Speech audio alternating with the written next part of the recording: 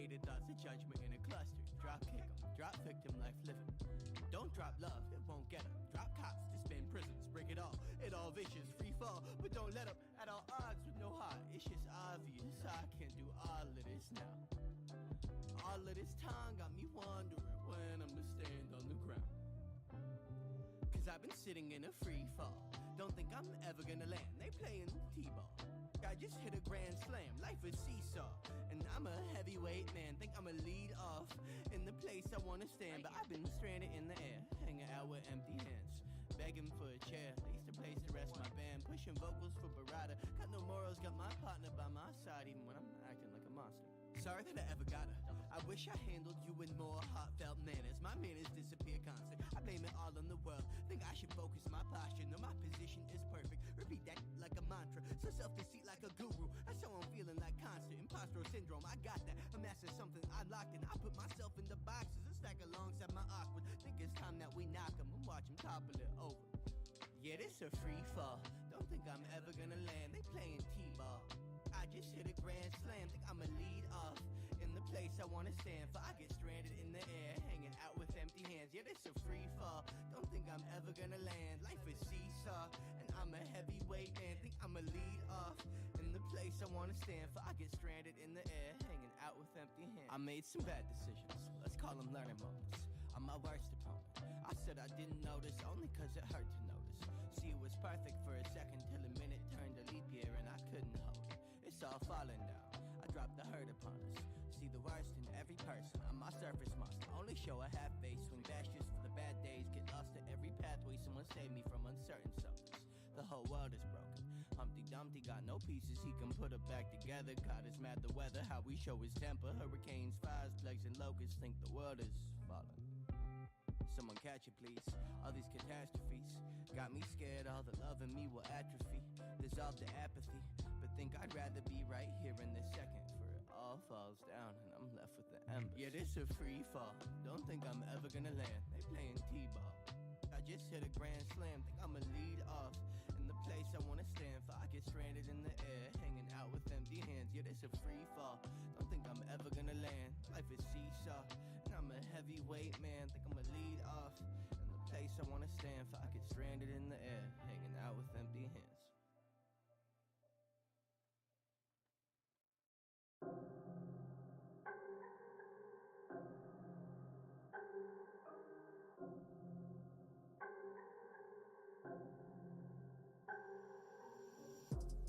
I hope the rain don't come in November, 'cause the summer went way too fast. I'm trying real hard to remember all of the good times and memories we had. And you called out crying. You said our love was worth dying for. Yeah, that's why you keep on trying. But I'm really not moved by your tears no more. Yeah, she said if I can't have you, baby, then nobody else ever will. Yeah, because you've been driving me so crazy. I just hope that this love is for real. Yeah. She wanna hold me down and never let me go. You moving way too fast. We need to take it slow, girl. High key. You need to find somebody else besides me. Yeah, I understand that you like me. What a thought though. Rejection is a hard pill to swallow. If it's love, then let it be. 'Cause if you force it, you gon' end up with your heart broke. Yeah. I hope the rain don't come in November. Okay, hey, what's up, guys? So sorry about that. My cat was jumping on my things, and I realized that his bottle cap was on the inside of my stuff. So it took me a second to get on. But we are here. We are going to get started. I'm just going to be pulling up my chat. Was worth dying for.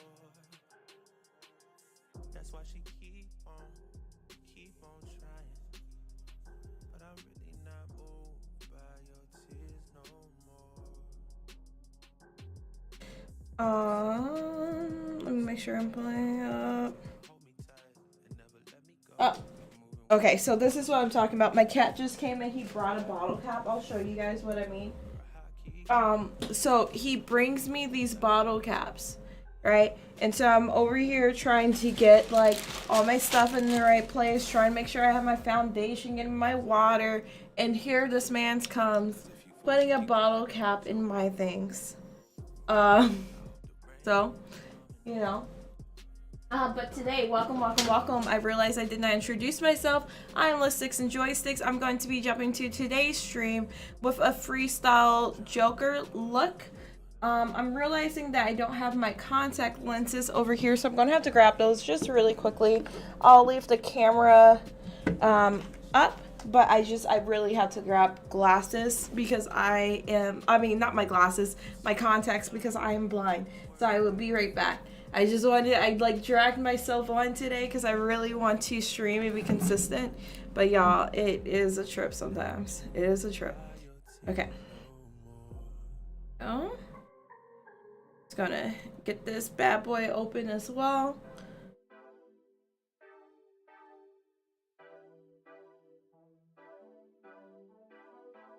Okay.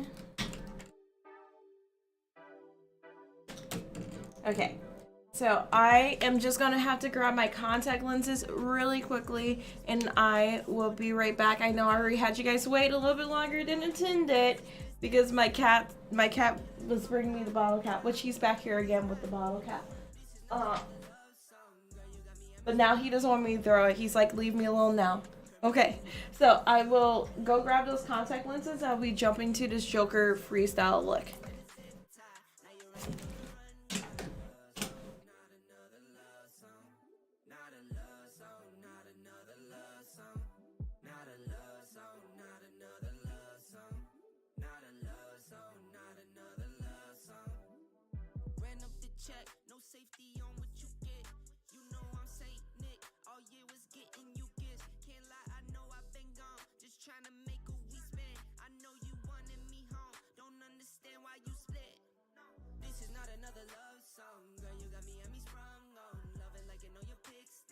Okay,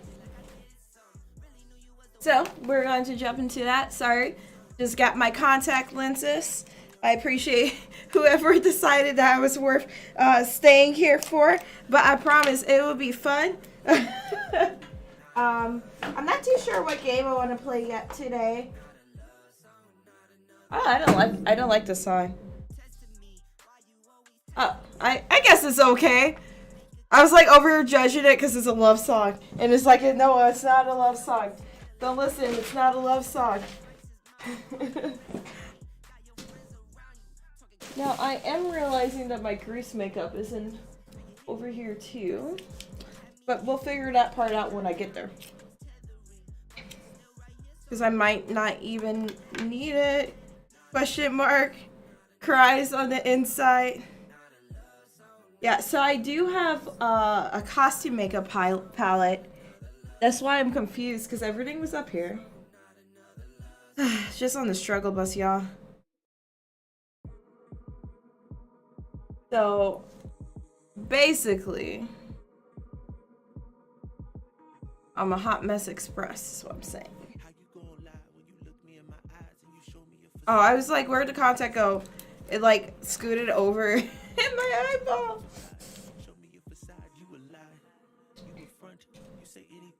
Yeah, because I put all my palettes down here, right? But I'm not seeing the one that I don't like the most, which is the costume makeup one that I purchased. And it seemed like a really nice purchase. And I feel like the overall quality of the makeup is nice. I'm just not used to grease makeup. Still, I really want to, even after these streams are over, continue doing like my in-character one. So recently I've really got it into D&D again, and I have a couple of my D&D characters that I would love to like bring to life myself, even though they're characters that I made up. But I'm super excited. But y'all, legit, so the most ridiculous thing happened last night too, y'all. So I was playing D&D, and I'm still relatively new. I have some friends that are putting on a campaign for people that are still trying to figure out. So the thing is, like, I've always done D&D on and off. Like, if you guys look over to the side here, that is actually one of my first D&D bosses that I fought, and I actually did it on live stream. But here's the thing though.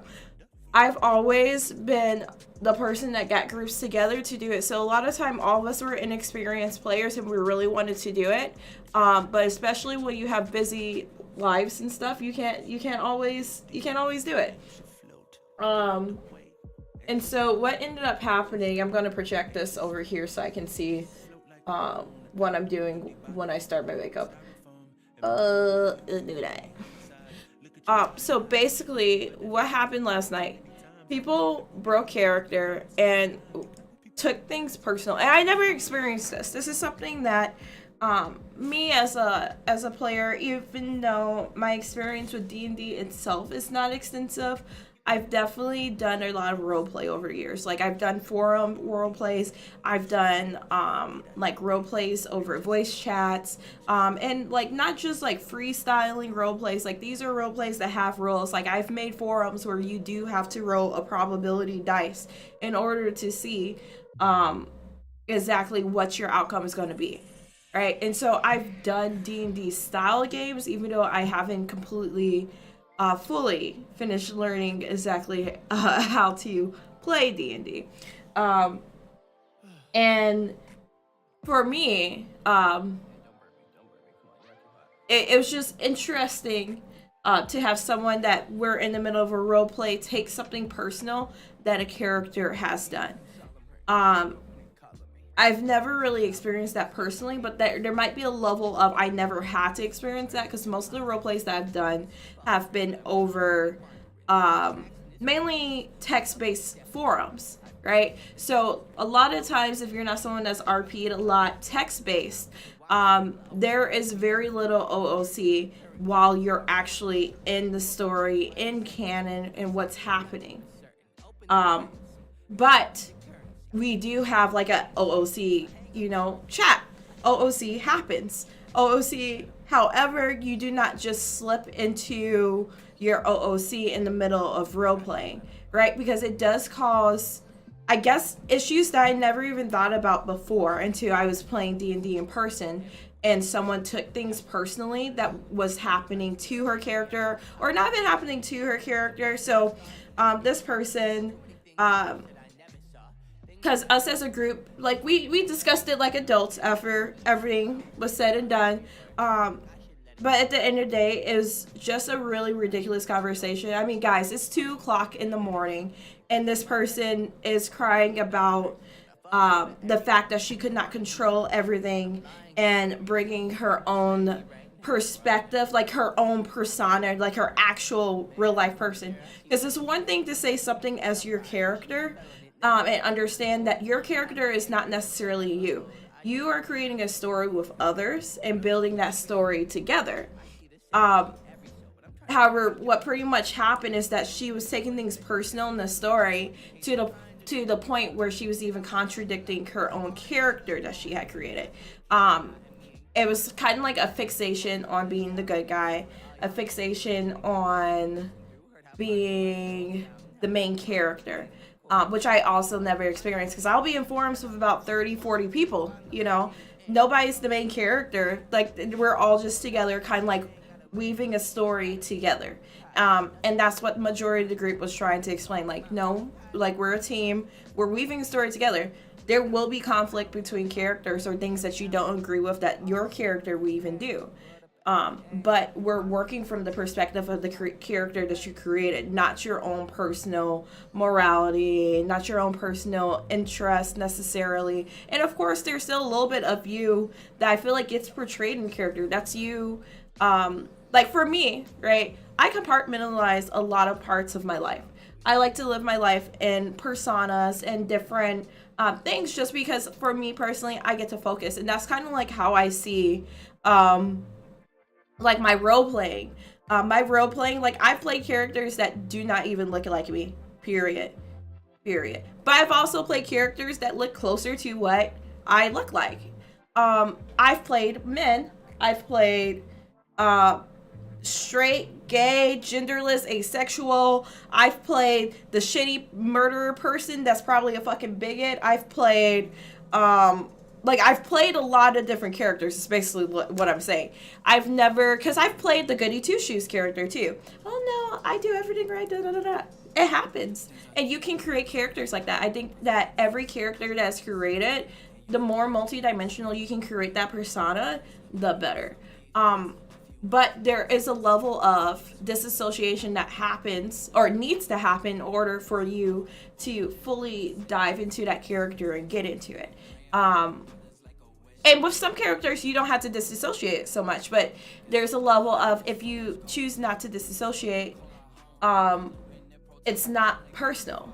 Nothing in there, like, if someone walks up to your character and punches them, that does not mean that the person wants to punch you in real life, for instance. It's just is part of the story, and it's propelling the story for it. And I played Gloomhaven, what's that tavern game? There's the tavern game where you sit around and you have drinks at the bar, like after party. I can't remember what that one's called. But I've played a lot of story-based, like, board games as a group. A lot of our friends currently, like, we have board game nights. We do mainly role-play based games. So it was just very interesting. And I'll get more into those details when I come back, because I think it will make a really good story time. And there are things that I never, like, fully considered, like, about D&D period. Just because I've always looked at it from the role player's perspective. I never thought about how, like, as a dynamic, depending on the group that you bring together, how that might make, like, real life interactions in a certain way. Like, I've always thought of it kind of like when you show up on the stage and you're acting. That's what D&D is for me. But I'm realizing that there's a lot of people that haven't really lived in the realm of, I guess, basically the nerd sphere of roleplay. I feel like there's a certain etiquette around roleplay when it happens, so that certain things do not happen and you don't take it personal. And additionally, it's not just about necessarily protecting your feelings, because there are points where if you do not have an emotional response when you're playing a character or acting out a character, you're not going to be able to really create a fantastic story where it feels very authentic, it's very fun, you're in it, and all of these things. So I'm not saying that you shouldn't have some kind of emotional response or even a slight attachment to your characters, but it shouldn't be your end all be all. It should be used instead to propel the story forward. Like, I'll sit here and write a short story and piss myself off, for instance, but I'm pissed off because that is how I feel like that character would have responded. Bruh. Okay, so like you like this. I have a hot pink tiefling. She's a tiefling variant. So she has wings and she fuck bitches get money. She's basically a succubus, but she's a saved again succubus. So she's basically like I joked that I was like a born again Christian. I hope I don't offend anybody by saying that. But basically she is what her backstory is for my character is that she pretty much used to be a evil, like, overlord. She didn't make it super high, but she basically used to be an evil overlord, but she did not necessarily have all that power herself. She is a bard type character, so she has a lot of manipulation skills, and she is powerful in manipulation to the point where, like, she doesn't persuade people, she just intimidates them, tells them to do something, and they fucking do it. It's basically that character. Yeah. Bruh, stop. So, basically, that's my character. However, she's gone away from that side, and she's, like, a born again. She's like, I want to be good, I want to be good, I want to be good. But, like, for instance, we were in a scenario where we were finishing up the quest, and one of the other players... I want to make up a name in case, because I don't want to, like, identify people's, oh yeah, no, she'd be borderline, like, psychotic, I see. I'm debating if I want to give the actual names of these characters, but I probably won't. So let's just say that this character's name was Bathus. He's a Dragonborn character, but he's very much like not like this. He's like a smart Hulk. You know, like that weird in between of what was it, David Banter? That's his original person in Hulk. And you remember like the more recent not Avengers movies, but the more recent movies, he's able to have like this higher intellect in his Hulk form. So that's pretty much what this character is. I joined up with them as we were leaving town. Because I was like, hey, I'm looking for a party, and what they don't know is that I'm looking for a party that won't question my background, because I don't want people to know that I'm a fucked up ass bitch. I want people to think that, and when I say me, I mean my character. So my character's name is Kimila. And if you guys have been around, I name a lot of my RPG personas. Like my first adventure is always Kimila. Call her Little Kim or Kimmy, right? And that is her persona. So pretty much because I'm jumping in on this campaign, they had already done a couple of quests before I got into this campaign. I basically go and find them because I saw them taking a quest off the board that I wanted. I follow them and I'm like, hey, can I join in? Right? And they're like, we don't really know you. You might not get a cut of the money, but yeah, sure. And my character is like, fuck yeah, they didn't ask me if I used to kill bitches for a living. Like, that's literally, that's how my character is. And it basically gets to this point where they let me join in. We're traveling through a forest. The quest was that we were delivering me to another town, to another tavern. Cool. We're going through the forest. It's super fun. And my character is like weird and derpy, where she's like, oh yeah, I walk around with my prayer beads around my neck. I'm so holy, then art thou? But she's like a hot pink tiefling with wings. She's hot as fuck. Okay, I wish I was the hot pink tiefling. But basically, she's like just weird, and sometimes those parts of her comes out. So we're going through the forest, we see a group of bats, and we look up, and you know, every character is like kind of like critiquing or giving their feedback or their play in what they would want to do. And I'm like, it'd be cool to take them as, but fast forward, and she works for the fucking church making holy water. That is pretty much like where I took the inspiration for this character. Sorry, I saw that it did like this blackout thing. I don't know why it did that. It was pretty much like that's just my character. So we go through, we bump into some harpy ladies, you know, we give them the business. Oh, can you hear me now?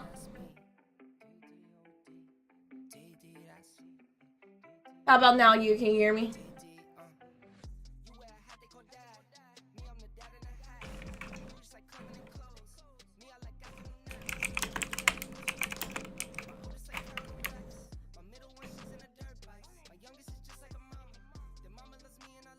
Hello. Man, I was getting into this. Let's see.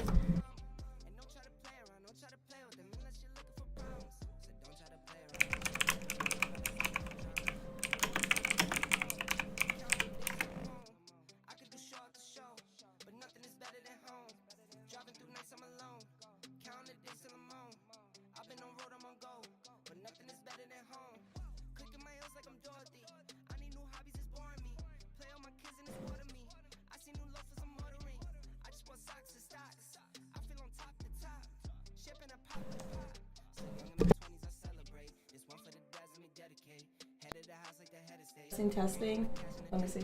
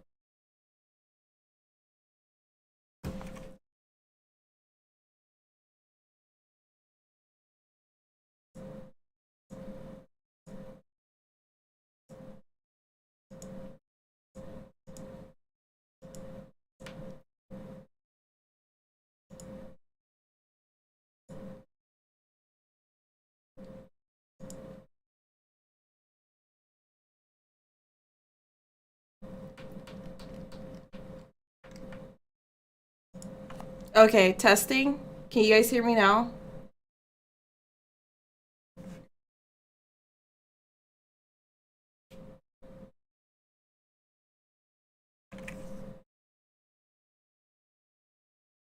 Okay, cool. Thank you. And thank you to the people that waited while I was fixing that. I don't know what happened just now. It just like my screen like went black for a second and it came back in. I know I haven't even gotten to the Joker look yet, but I started going into the D&D story. Yeah, sorry about that. I don't know why that even happened. Because on my side it said that the sound was going through, but I guess it wasn't. That's on me thing.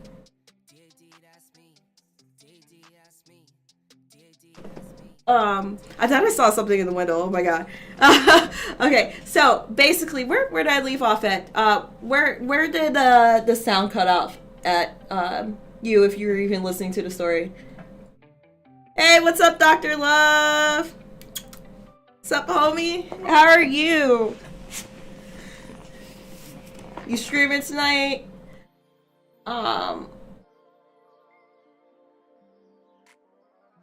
Okay. So I think where I left off it is after my tiefling. So basically I was just setting up the context of my tiefling. So my tiefling is a very neutral. I wouldn't even say that she's necessarily chaotic neutral or lawful neutral or any of those things. I feel like she's this weird, she walks around like fucking discards. She's like, morality is subjective. Like if something is fucked up, it's fucked up, and that is what it is how my character is. She doesn't necessarily work on the level of like, this makes me a bad person or this makes me a good person, but she works on the level of like, if that's fucked up, it's fucked up, but sometimes I like to do fucked up shit. I'm not sure what the alignment would be. Alignment is like one of those weird things I feel in video games. I feel like not video games, but in role-playing games period, I feel like video games do a better job of alignment, just because regardless of the reason that you choose an action, you will go either way. Like you could be killing people for a good reason, but that doesn't necessarily mean that you're going to be a good person because you killed a bad person. And then vice versa. Like if you make nothing but good decisions, that doesn't mean necessarily that you will end up with good outcomes or a good alignment. And I kind of like how video games break that down. Like regardless of the reason that you chose that, it is what it is. There's no like discussion behind it. Like, but that's the part where you fill in for your character. So basically, we go to the forest after I have met up with them. Was like, hey, can I join y'all? Because I don't want nobody that do background checks. Pretty much is how my character is. And we go to the forest. We're looking at these bats, and my character does questionable things. Like even though she walks around looking like a fucking nun, even though she's a hot. Every rose I ever hold, I just think I should let them go. I don't know if there's really good in the world. I see the selfish in every soul, but I'm trying to change up my viewpoint, hang it up with those new ports that I choke down with a loose cord. These days I'm trying to do more, but I sit on my ass a lot like this armchair, a throne in the castle of Camelot, and me and Greg at a round table. Hope this was a sound fable for all y'all to listen to. Really hope that you listened through, heard how parts of my soul sound, and how Greg a monster laying them chords down. I open my doors now, spread out my arm wide, find love at day's end, see glory in mom's eyes. They changed up my whole life. These days I ain't gotta worry much, just gotta make songs cry. I've done that for a long time, but I hope that this song smiles. I'm tired of teardrops, hope all this fear stops. We stop and smell the flowers while they all in bloom, and every afternoon wasn't always doom and dread. And the world up at its end got these thoughts that we keep hanging. Think it's time we let them rest.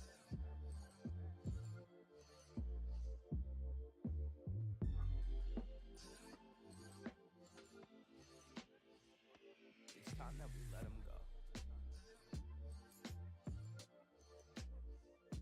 It's time that we let them go.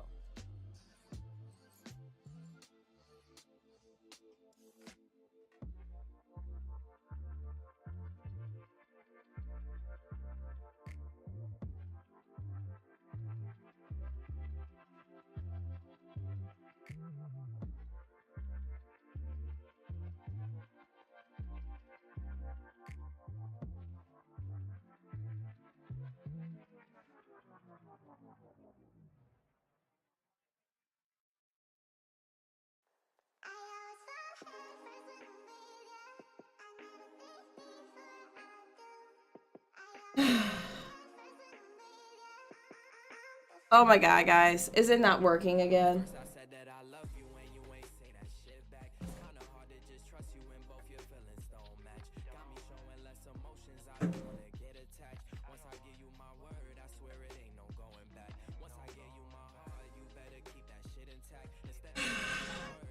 Okay, my voice is coming through. Okay. I don't know why it's fighting me right now. I'm gonna be right back because I'm gonna double check my Wi-Fi modem, and I have to grab my grease makeup for my Joker look anyways. Okay, thank you. I don't know why I've done streams that were longer without any issues, and right now I'm having so many issues. But I will be right back. I will pick up the story where I'm pretty sure it cut off because I did go back a little bit in my stream to see where it cut off. And I'm going to start the Joker look. So I'll be right back. I'm just grabbing my grease makeup. I'm going to double check my modem. That way we don't keep on having these sync issues. But I will BRB like literally 2 seconds, guys.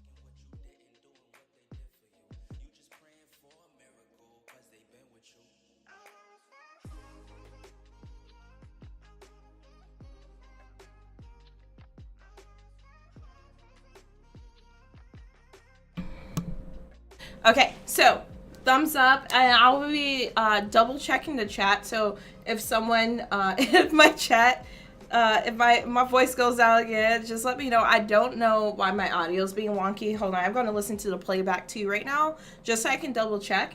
Okay, so thumbs up, and okay, so it's coming through right now. So I'll just be double checking periodically. But I'm going to go ahead and jump into this Joker look while I finish explaining how OOC and D&D can go south. I'm going to explain that to y'all. I still overall have been having a lot of fun with this campaign. We were starting a couple other of campaigns, but there is a level of we'll see where we go with this. But I will finish explaining in just a couple seconds. We're going to get started with this Joker look.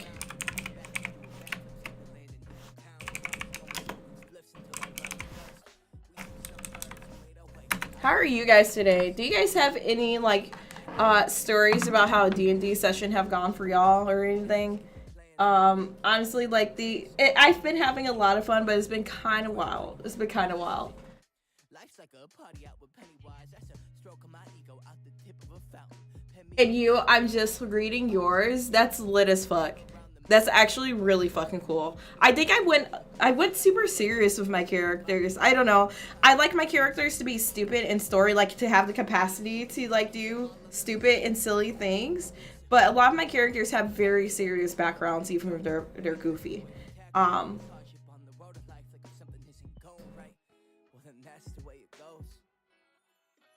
Yes. Okay, so we're gonna jump into this look right now. We will see if it is giving. I'm not too sure. So what I've pretty much been doing is freestyling my looks, which means I'm taking 2, 3, or 4 or 5 different versions and kind of combining them. So what my costume is, and I will get up for just a couple of seconds to show you guys it. And I've done this one before. I've used the same kind of like suit and jacket combination before. I've done actually a Mad Hatter one before in this one as well. I'm feeling that I really want to try to give like a super fancy Joker look. I feel like if Joker was that bitch and always was that bitch, this would be his shoes. So I'm going to see if I can pull this off. Now, I do realize that I do not have a belt right now. So I might have to find me something to like kind of like tie in there, because I was hoping that I can pull it up just a little bit, kind of like how my jeans are, like probably right here to give a more cinched look. But we'll see. Maybe I'll put my Spanx on, y'all. Spanx saves lives. So we're going to jump in. I'm just going to be combining, and I would continue my story about how things go wrong when people take things that characters in D&D are doing seriously and personally. Which once again, I've role played since I was like fucking 11, and I should have been role playing sometimes, right? So I had like an account on Gaia for the longest, and I loved role playing. But we can all admit, like, there were times that we were playing games that we should have been playing, right? So I'm having full ass like writing whole novels, and a lot of people in these forums would have known that I was 12. It's not that it was even like sexual content or anything, but they were very serious topics. You know, we're talking about things like murder, about kidnapping. We're talking about the things that you do in a fantasy roleplay, just like wild ass shit.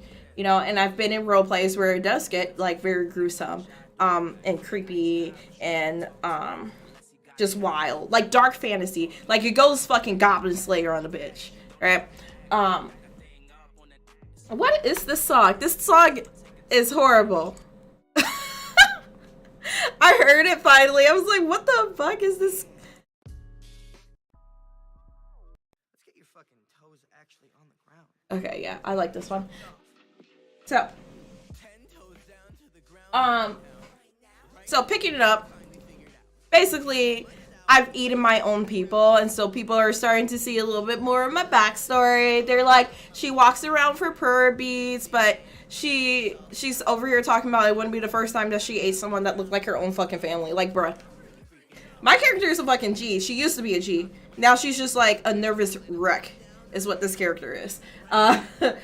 And basically, we get attacked by some harpies, and we end up winning. I'm over here like, yeah, I buffed the fuck out of y'all. I actually, like, I think that for that battle, it was scary because the other two people stayed charmed, but because my I think it's because my charisma was so high. It was something like that. Like, one of my stats was so high that when I went to go do my saving throw, I was able to break the charm on the first go. Which I'm over here like, yeah, look at me. But then I remember I'm a fucking bard, y'all. I don't do DPS. I literally set up this character to be almost like a buffer. Like, I wanted her to be able to DPS, but she's not like a full-on like Final Fantasy healer, you know? Like, she doesn't heal at all. My character is mainly set up to buff them out. And so right now we're only on level 3 characters. I am jumping into another campaign where I have a level 11 character, and I'm going to try to, like, bridge their backstories. I'm creating my whole fantasy world in my head. We'll see how that happens. But, okay, let me make sure that I'm still jumping into my stuff. I had to start doing my makeup, y'all.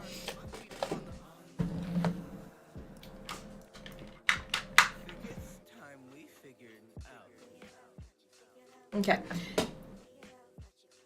So I'm debating. So what I've done last time for this Joker look, and I'm going to jump back and forth between, is that I kind of combined it with my foundation, like the white makeup, because I don't like getting the fully washed out white look. I feel like it's not true to the character that I'm trying to portray.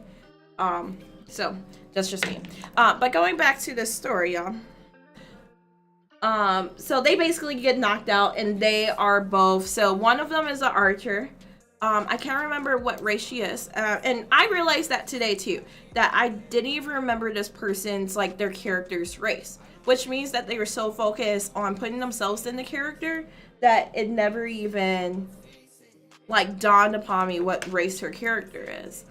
Because I was talking about it today with a couple of people, because I was like, yeah, it was kind of weird. I never really experienced this before. And like I said, I've been role playing for a long time. Like, I'm 26 now. I'm 26 now, and I've ran roleplay forums, like larger ones, like I said, with 40 people in. So I've never really experienced someone taking things that were happening with their character personally. Like, it wasn't personal. It was us trying to make a dope ass story. Like, I feel like that's the best part about role playing.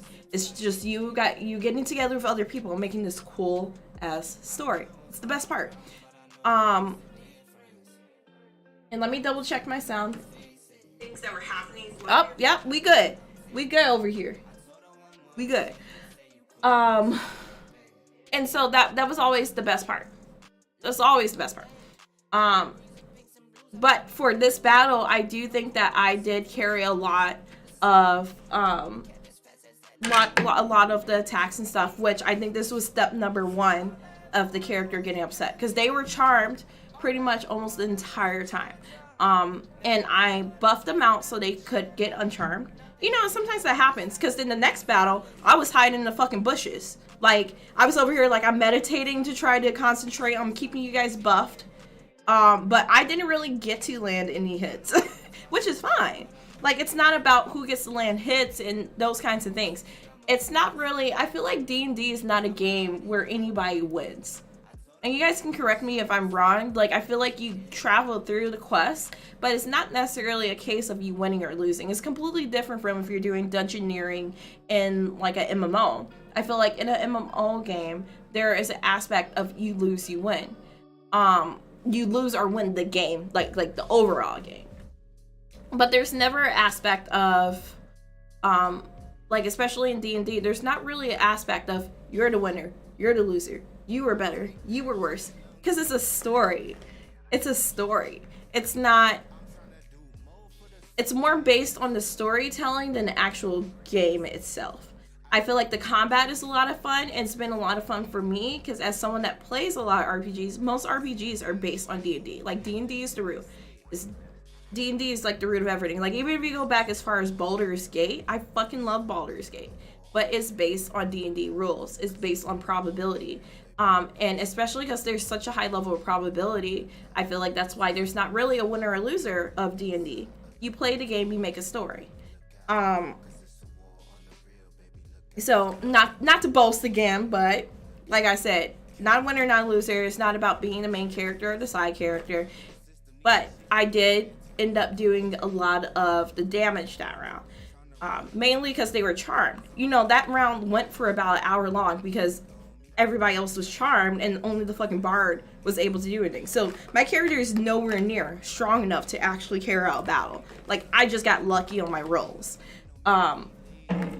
And so we pretty much get to the end.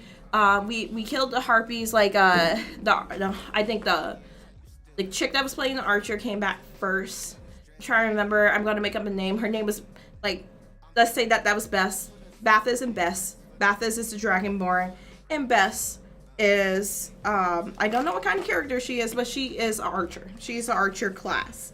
I'm not remembering right now what race her character was, which goes back to the idea of, like, she was stay in character, to the point that I don't know these aspects. I don't even know what color her character is, or like what she looks like, what she wears, or anything.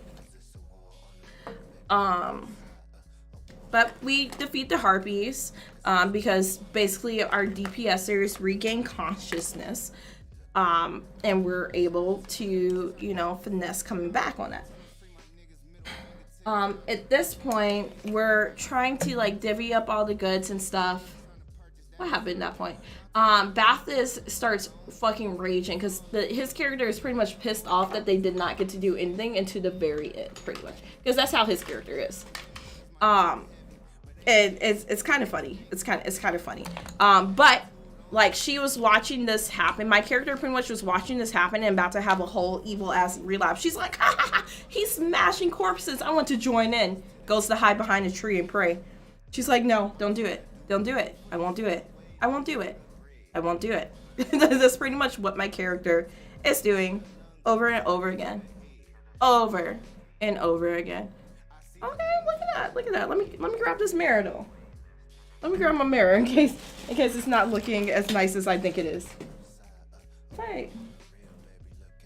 Why do all my stuff disappear off my desk? I'm literally the only person in my house all the time, and everything disappears because I move it. I move it, and I'm just chaotic. Okay, so we'll just keep on going, and I'll do my best to look And this while I'll do it instead of my mirror because I can't find my mirror. I think I took it out when I was doing my hair to like see what the back looked like. I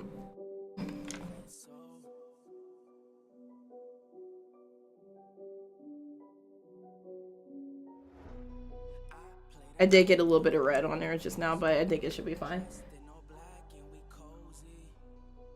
I think my foundation pretty much canceled out a little bit of red that came on.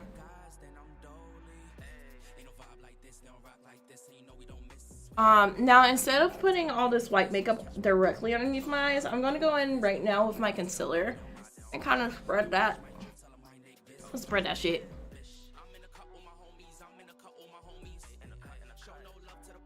So pretty much, my character is about to have a nervous fucking breakdown and have an evil relapse because her new party member is now in the field ripping to shreds and overly smashing, because like I said, this character is like a mixture. He's like a highly conscious Hulk.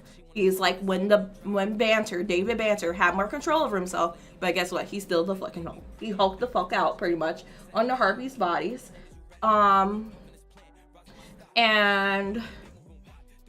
She's about to have like basically evil relapse. So, like she's over there like fucking shaking. My character's shaking because she's like trying to hold on. So I've pretty much created like where she has her beads on. And so when I'm in character, I do a lot of like moving and touching and rubbing where the beads will be. It reminds me how so there was like when people wear their rosary, but I've seen it where I feel like I wanted to personify that and kind of like exaggerate that. And there's nothing wrong with prayer beads or rosaries or anything. That's not what I'm saying. However, I'm using it as a trope to really build upon this character. Like this character, like I said, is like a born again, saved again, whatever her religion is. Like she's literally fucked up everything her entire life and went, oh, I don't want to do this anymore.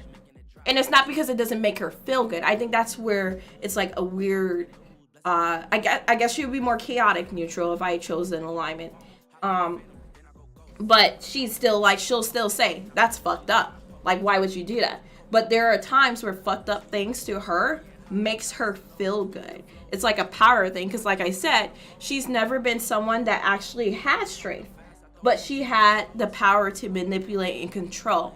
So clearly there will be moments with this character where like, because she was usually not in control, those moments of chaos, like that purr, like just having control of the entire situation, sends this character into euphoria to the point that she's about to relapse like on evilness. Like she's like watching him smash bodies and she's like, please no, I don't want to do it, but she's like laughing while he's smashing bodies. It's weird. She's weird. She's crazy. Pretty much she's the Joker. Like it's perfect for today, right? Let's see, maybe I should go all the way down. Yeah, I saw when you wanna go. Yeah, hey, you ain't a friend of me. And so she's trying not to have an evil relapse. And at this point, we're about to move on with the main quest, which is delivering the mead to the tavern in the next town. And I do think, like, if I'm looking back on how these scenarios went, I do think how my character had like a more dominant role in that battle might have been like the first part of like conflicting with this other person's like main character complex. I never heard it explained that way, but when we were like, you know, resolving the issue as a group, because, you know, we adults, and it's not like necessarily anything personally against anybody, but there's a level of like we can't enjoy the game, and if we want to keep on playing the game together as a group, then we have to be on the same page and understand like nobody's the main character.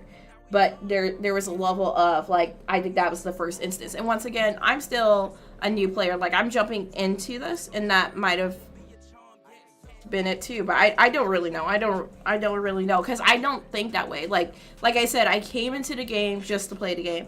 I love role playing. I love acting and storytelling. Like that's just one of the things that has stuck with me forever. Like one of my best friends for life, I met her and became friends with her because of creative writing, right? And that's just really something that like has always held true to me. It's about the story. So at this point, we pretty much gather up all of our things. We're about to move along and get the meat. There's like what do they call them? Like a DMPC? Is that what it is? I don't think it was a DMPC, but there was an NPC that was along with us that was pretty much like a worker for the supplier that was sending the meat, but he's a fucking bitch. And so like he didn't even help us in the battle. We go to find him. He's hiding underneath the cart.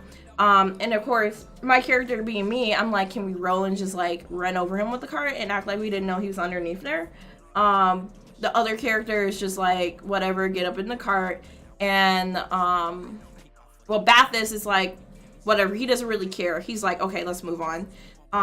And Bess is pretty much like trying to sweet talk him from underneath.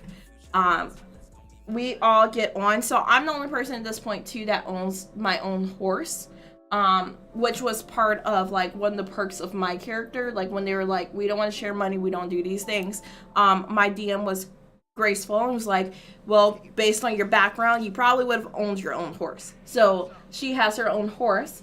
Originally this character was riding with me on my horse.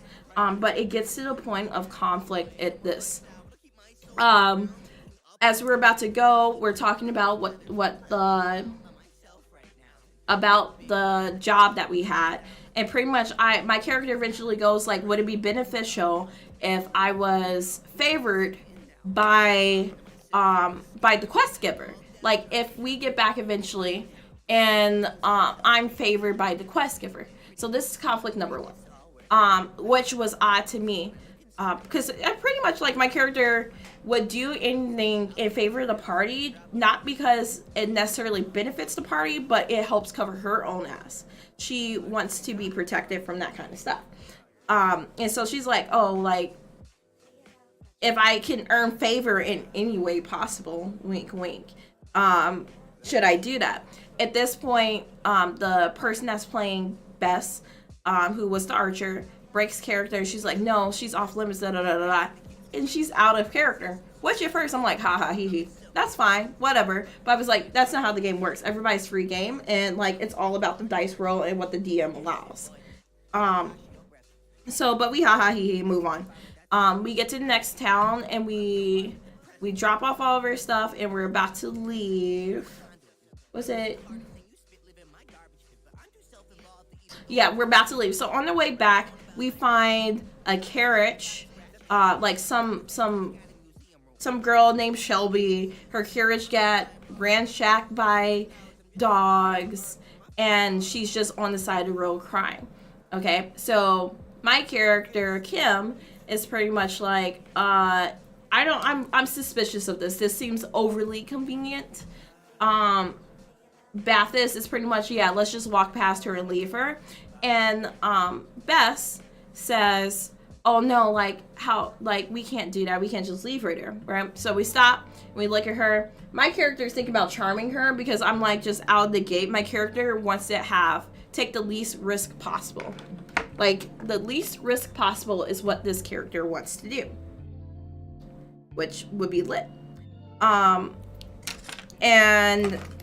then once again, the person playing Bess breaks character again. So if you're someone that just came in, I will remind or share that this is a story about how breaking character in D&D can go so horribly wrong.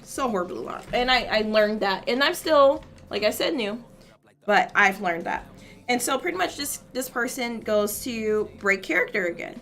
And she goes off on this whole morality trip. Right? Which is fine. We can talk about morality. I think it's definitely welcome. So like even role plays that I've done on forums, like the OOC chat, like the separate thread that's for it, becomes a place where we can have conversations with each other. Like I still have friends that I talk to from role playing on forums. And we will talk about things like that. And sometimes it might influence the story, sometimes it doesn't. Sometimes we plot and plan how we want the story to go, and sometimes we don't. This person pretty much breaks character again and goes off on this whole morality trip. Like, why would you do that? Why would you do that? I'm like, because that's what my character Kim would do. That's what my character Kim would do. And just like this level of, I think still at that point I did not understand that this person was like being serious about it. I thought it was just more so questions about how my character functions and things like that, but I think it was actually being taken very seriously now that I look back.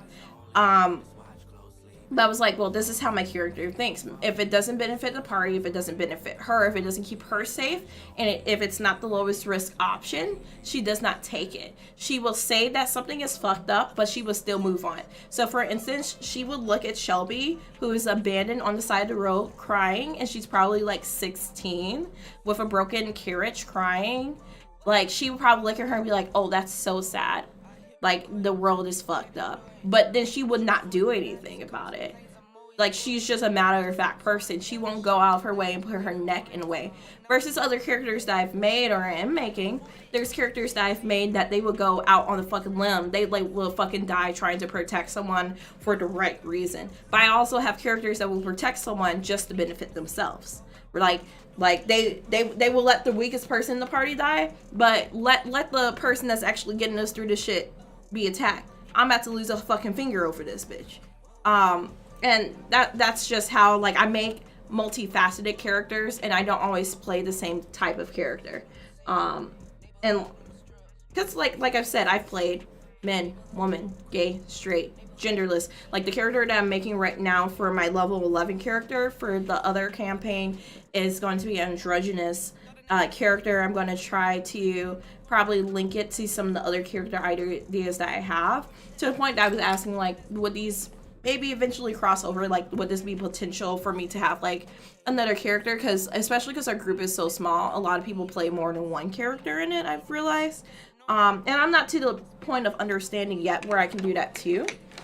But that's definitely something, like, I love having expansive worlds that kind of like build on each other. Like, it becomes like a multiverse versus it just being like, we have a campaign, we move on, we leave it. We have a campaign, we move on, we leave it. I think I'm going to go in. I'm going to probably have to eventually like switch to a tank top so I can actually spread this stuff around. I know last stream I wore my tank top. I usually just wear hoodies and t-shirts and stuff. I like being butt-ass naked. I'm not going to lie. Today was a hoodie day, like, especially because I was up so late, especially after things went south with this D&D night. So we move on, like I said, to go on to the next town.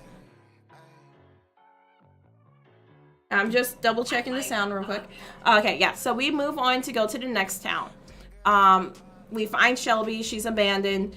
Baptist says, no, let's just leave her. My character goes, like, if she can pay us, we'll take her.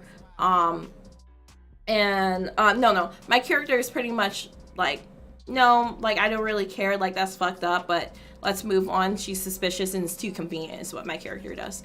And Bess's character is pretty much like, no, let's save her, and that's fine. My character goes to try to charm her, and then that's when Bess's real person, I don't remember how people used to say it, but there was like a term for like when your real person is controlling, like you yourself, like your actual owner player. Is it OP? Owner player? No, it was something else. But basically the owner of the character is taking control and over it versus like when you're actually in character. I can't remember the terminology right now because it's been so long since I've played extensively at all. Like, I've started once again, but like I said, like, even right now I'm just now getting back into D&D. I never made it that far in D&D. I think I'm going to go in with one more layer of this white. That way I can like talk. I just like but pretty much, yeah, see, and the concealer made it like a nicer gradient, so I like that.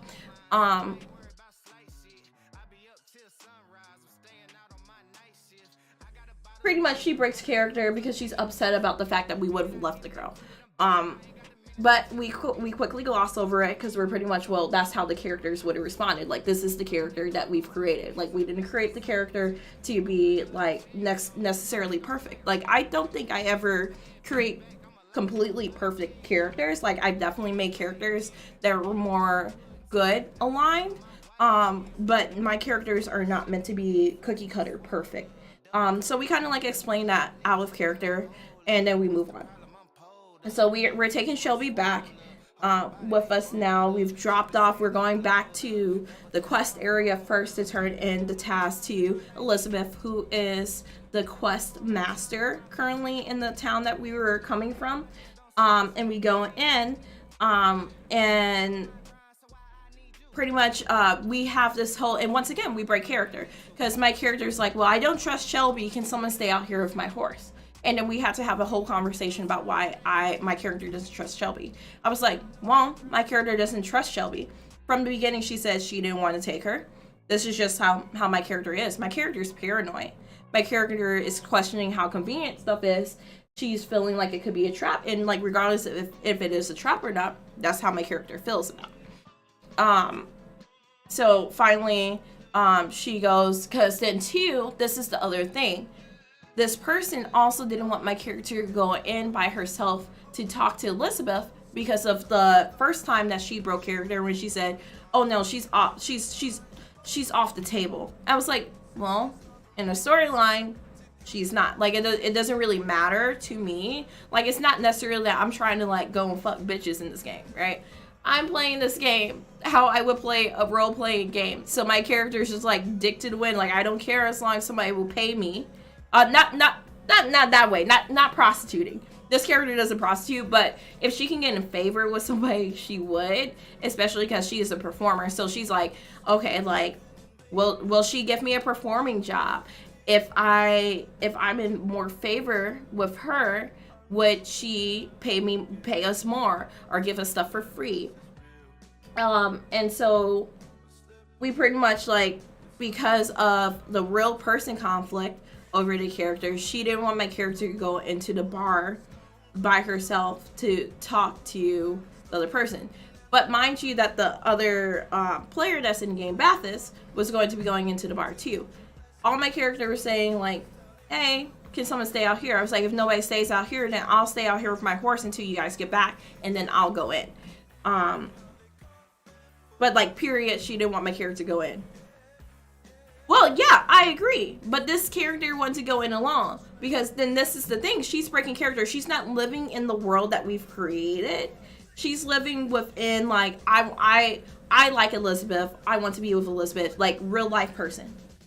Right? This is not her being in character about it. Because my character is staying in character and staying within the context of the world. Hey, I want to go in. But I don't trust this bitch with my horse. I'm the only person that owns my horse, right? If somebody walk away with my horse, I think in the game, like, it's up to DM, but typically they start off around like 500 gold. But who knows? Like, they could be 1,500 gold in this one. I don't know how much horses cost in the campaign that we're playing. I'm new to the world. But just like going like, hey, I'm not leaving my horse by himself. I had to explain why my character doesn't like Shelby. Well, doesn't trust Shelby, because it's not about liking her or not, but we're breaking character too often. Like, at this point, we've gone out of character, in character, out of character, in character, to the point that I no longer understand that the fact that there's been a lot of things, I think at this point, that she said out of character. But I'm over here playing my character. Like, I get in it. Like, I already ordered the stuff, so I can show up and cosplay as my character at D&D night. Like, that is who I am. Like, I show up, like, I want to hit the door and be in character. Like, if people are down for that shit, I'm gonna hit the door and be the motherfucking, like, character that I'm playing. I'm gonna show up in a suit with a pimp cane. I'm gonna show up as a tiefling nun. Shit, I'll show up as like, give me a bodysuit and show up as that. Like, staying in character is so important for role playing. I feel like that might be why certain issues occurred. Issues that everybody else that was playing didn't really predict, because we were so much in character while we were doing stuff. And not to the point that we weren't being assholes about anything, but it was just like keeping the dialogue going, keeping the game going, keeping the lore going, which is the fun part of D&D. So like I said, at this point, the real life person, that the owner player of Bess, pretty much is saying, no, I don't want you to go in by yourself, but I don't understand why you can't trust Shelby for us to all go in together. Which maybe she had something in mind for how she wanted the story to go, but that wasn't how it was going to go. My character doesn't trust Shelby to leave Shelby at the carriage with her horse. Period.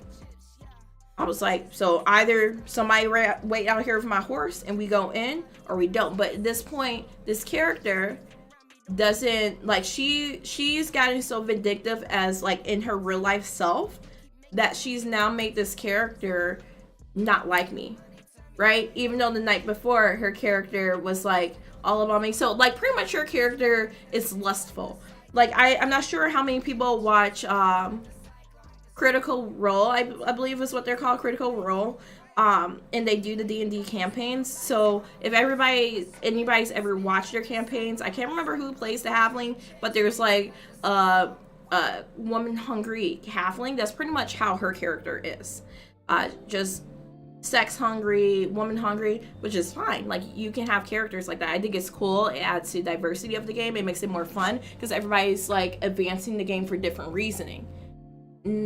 It's more fun when everybody's not there just to be the fucking hero. But there's conflict there because she's made her character be that way, but she herself in real life wanted her character to be the good guy. But her character's not the good guy. Character's there to fuck bitches. And that's fine. Fuck bitches. But don't constantly break character because the character that you created conflicts with your morality. Or even aligns with your morality to the point that you can't discern between yourself and this character now. So pretty much she doesn't want me to go into the bar either, and she doesn't understand why I don't want to stay with Shelby. I go, well, in character, this is what my character is doing. Period. I'm not budging. I'm not changing what my character is doing. It's always yes and. It's like improv. Yes and. It's never no but. So eventually, like I said, Bathis goes in with us to the bar, with me to the bar. She ends up staying at the wagon because she probably alternatively didn't really want my character to be by herself at the wagon. Because at this point, I've said I don't trust Shelby. Now, because the real life owner of Bess's character doesn't agree with that, she's making Bess not like this character. To the point that it's causing conflict in the team. Cool, that's fine. Let's keep on rolling. We go into the bar. I asked Elizabeth for who is the master, who is the quest master for a gig. I'm like, hey, are you guys doing any gigs soon? Like, I've been really looking for a really nice gig. And they're like, no, we don't need anybody tonight, but if you come back tomorrow at 7:30 p.m., like, I definitely would need somebody to trade out our main player. I'm like, cool, my character's like, dope, I get to get money, especially because the last couple times she hasn't gotten a cut, because this character that's fixated on being the good guy takes all the money, which would be fine and dandy if then the real life person didn't take it serious. Let's see. This is hard to do without America, guys, by the way. So I'm not going to really, like, heavily fill these in, but I want to get the basic shape so I can go back in with the green color. Oh my god. Look at me, ruining my life. And so my character is just, like, excited to get paid, like, a fair amount.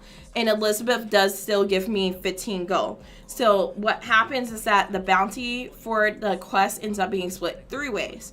However, remember when I joined in, if you were here at the beginning of me telling this long story, it was agreed upon that I wouldn't get a cut of their gold.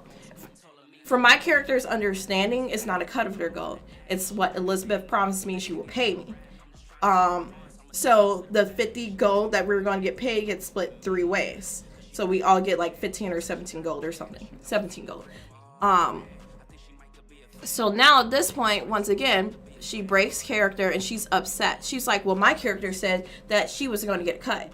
And our DM is trying to explain, well, this is what Elizabeth is going to do. Like, Elizabeth doesn't know about that. Elizabeth is going, I'm giving her the amount that she was going to get paid. Because for Elizabeth, our quest master, she doesn't care necessarily about the adventurers. She just cares about whether or not the jobs that she has on her board gets done.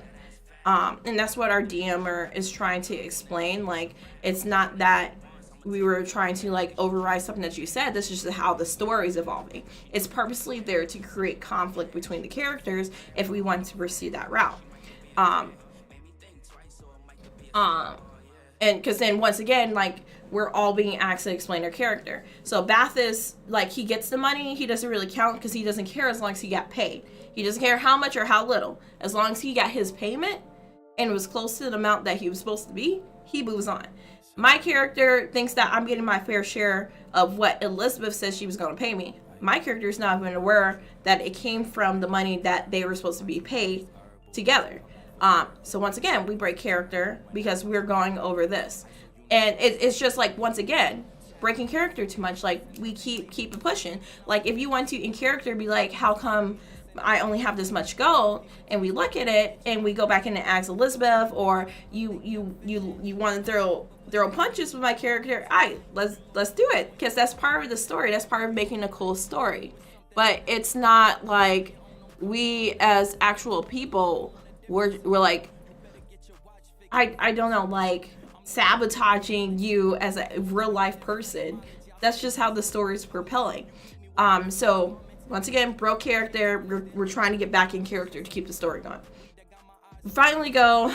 She goes into Elizabeth and she's like trying to spit game to try to get herself a horse. Because at this point, so something that I didn't explain, like I said, the night before, the other night that we had played, she had made her character try to come onto my character really hard, which is fine, because my character is over here like, my character is just oblivious. She's like, what? Like, okay, like, what? You want to ride my horse? So she rode on my horse with me when we were doing the campaign the night before.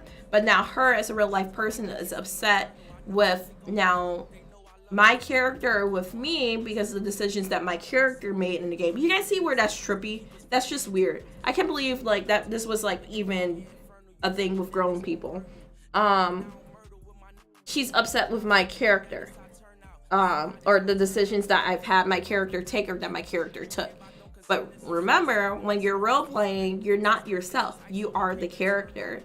You're not doing these things based on what I'm not doing things based on what Lipsticks and Joysticks would do, or what Drea would do, or what any of my other like personas, what Miss Teacher Lipsticks would do, or like, I'm not doing stuff based on that. I'm doing stuff based on the character. This is a completely different person. But at this point, she's so upset with my character to the point that she's like, I'm just going to rent my own horse. And mind you, they had a little bit of chang because they had a couple quests before me. Cool, go in. She, I think she has to do a persuasion roll. She fails the roll, like, horribly. And she gets very, like, upset because then her role play, she's like trying to still sweet talk her, and the tavern master, she's just like, no, like, you failed this role, like, there's nothing I can do for you. So she comes out, her character's whispering to Bathis, which I really like this part. This is actually really cool because they're like whispering, they still don't trust my character yet, so it was lit. Which potential to be a really cool campaigning group. That's the largest thing too, is that it has the potential to be a really cool campaigning group. But she comes out, she's like whispering to Bathis, like, we couldn't get the horse, like, could you go in and try too? And my character's like, hey, like, are you guys ready to go? Like, what are you guys whispering about? Yada yada yada yada. That's how my character gets. Because she's like, she's paranoid, suspicious, so she's like, oh, they're whispering, like, I want to know what they're whispering about, like, what is it? But because her real life person that owns Best is upset with my character, Kimla, she's like trying to exclude me from even role playing with them as a trio. So thankfully Bathis, he has way more experience. The owner player for Bathis has way more experience playing. And so he's really been guiding all of us, because even our DM is a new DM. At this point, like, we're still a smaller group. Like, there's only about, I think altogether there might be 5 or 6 people in the campaign, but the other night it was only, like, the last 2 nights that we played, it was only the 4 of us advancing the story right now. Because like I said, it's hard to really keep stuff consistent when everybody fucking works. And the only reason that we were able to do this too is because one of them had work off. I work from home. One of them works in the evening, and the other one is a stay-at-home spouse. So we're able to like figure out times that work, but it only worked that well because right now all of our schedules aligned. Which very different people, very different schedules, very different. So it happens. So pretty much she's made this character hate my character so much to the point that she wants to spend all of her money. She wants to exclude my character from being able to roleplay, which once again, I'm thinking that it's her in character doing it, right? Because at this point, she's already made it well known that it rubbed her the wrong way that my character went to ask Elizabeth for a job. And I'm still in character. Like there's very few times that I broke character unless it was like a ha ha he he joke in the middle like of us role playing, which I feel like happens in the conversational game. But this entire time I'm pretty much in character. I'm doing stuff as my character. I'm not doing anything else. And I'm thinking that everybody listens to character too, because the owner player of Bathis was also staying in character as well, like to the point that he was sitting there making grunting sounds because that's what that character would do. I'm over here putting my hair in a bun. I'm not going to put my wig on yet. I haven't even really taken the wig out, so let's take that out and I'll keep on talking because that's what I'm best at. Yeah, so this is the wig. I'm going to take this out while I continue telling the story. But pretty much she doesn't want my character to be included. We move on. And Bathis goes in eventually because remember her character failed her saving throw for persuasion. Bathis goes in and tries to persuade the quest master to give us a horse on a discount as well. So at this point, we don't even have enough money to actually buy a horse. So they're trying to rent a horse. And my character is still out of the loop in character. She's out of the loop of the fact that they want to rent a horse. Because at this point, Bess does not like Kim anymore because of the conflicting interests with the tavern master. And Bathis doesn't really give a fuck because he only cares about money. Like, literally, his character doesn't even have genitalia. Like, his character is completely asexual. Like, they do not have, like, that kind of interest going on. This is the wig. Like, we'll see what this looks like. Let's see. I can probably throw it on my head to see.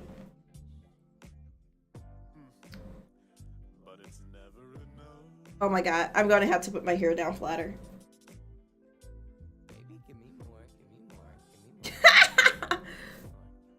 I mean, it's cute. I'm gonna have to definitely play around with it a little bit. Oh my god. Okay. I mean, that's cute though. Okay, so I'm gonna take this back off until I get to that point. Look at my hair, guys. Look at my hair. So I'm gonna hang this up on my headphone stand real quick. It fell all the way back down. Okay, that didn't work. I'm gonna put it on. I'm gonna put it over here. I'm about to like ruin this wig before I even get to work. So, you know, once again in character, thinking that we're doing stuff as our characters. Like 3 out of 4 of us thought we were all in character. 3 out of 4. And so Bathis goes in to do their role, and he fails his role as well, of course.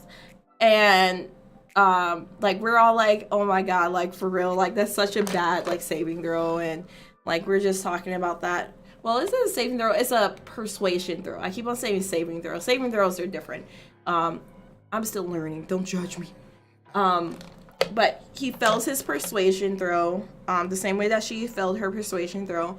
And he comes back out and he was like, pretty much the tavern master was like, no, I can't. He tries to roll one more time. And she goes, well, I can do it for like 200. I can sell you one for 200, but just one. But that's not good enough for them. Like between all of us, because she's trying to buy 2 horses, not just one. One for Bathis, one for Bess. My character already owns hers, because the DM decided to have my character own one because of my character's backstory. I'm thinking that using this palette, this might be the first time and only time that I can actually use this palette for contour. So let's see what happens, y'all. Yeah.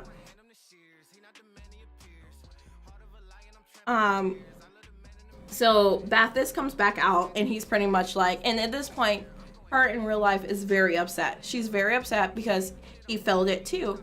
Which, you know, it happens. You just keep the story going. Bathis fighting comes out and he's like, no, I couldn't get it. So now her character, if she wants to get her own horse, is forced to. Like, she is forced to, if she still wants to get her own horse and she doesn't want to ride my horse and she doesn't want to ride in the wagon, is forced to ask my character now, because I'm the last character that can do a throw like that.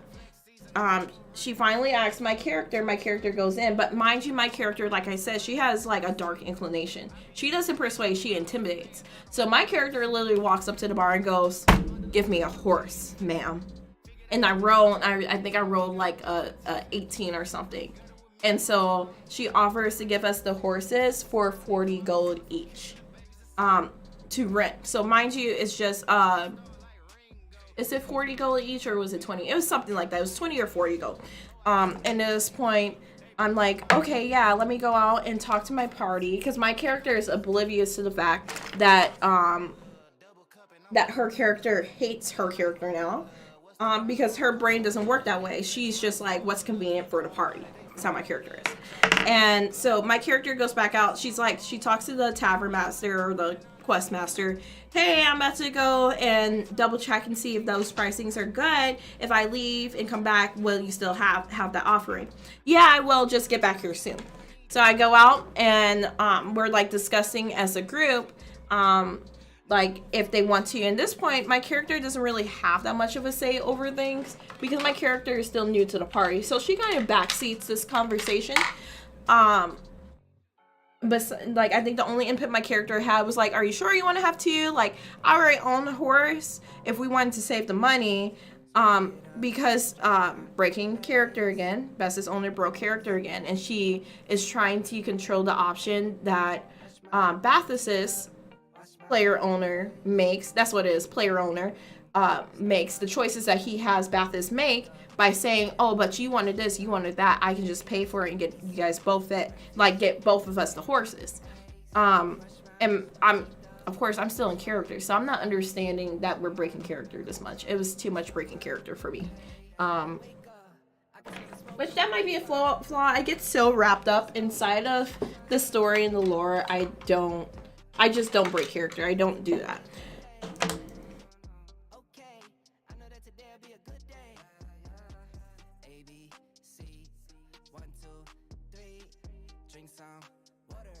I'm gonna take this up a little bit higher than what I usually do. But at this point, she pretty much, like, the player owner Bathis backs off because he doesn't really, like, he just wants to keep on playing the game. Because then with his character type 2, his character doesn't really care. He's just pushing back because his character cares about money. So him being in character, his character cares about money. He's trying to act that out, but his player owner has him back off in order to avoid conflict. Which, you know, that's not, like, the worst thing to do, but wait, there's more. So she goes in, she buys both the horses. Cool, we all have horses now. And we move on to drop off Shelby at the farm. Before she even came out, my character was questioning Shelby, like, do you even live by sheep or anything? Because the person that we're supposed to be going to for the main quest line lives on a sheep farm. So this was a way for us to, because I know the end scenario, pretty much, because we rescued, that's a later part, I won't go there. But pretty much the scenario is that she's the main person, the main quest line person, and because we took that opportunity when we were in the woods and actually saved the girl, we were going to earn pretty much accrue favor with the main quest line person or whatever, for my understanding. That's my understanding. And it was optional, as everything is optional in this game. Nothing is meant to be set in stone or anything. Let me go under here. We're gonna make me look chiseled.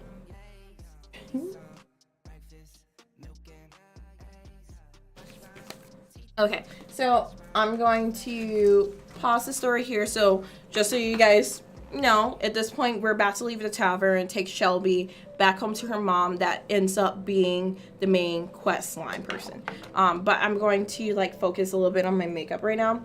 So I'm going to go in. I'm thinking I'm going to have both of my eyebrows just be the green color. Now I'm debating if I want to try going in with my grease makeup. I might. Let's do it. If we fuck it up, we can change it. So I'm going. I thought I had an angle brush, but we'll just use this one. This is my angle brush. Haha, jokes on me. And I'm just gonna kind of, let me see which way I wanna. I don't know what I'm doing, guys, but we're gonna do this.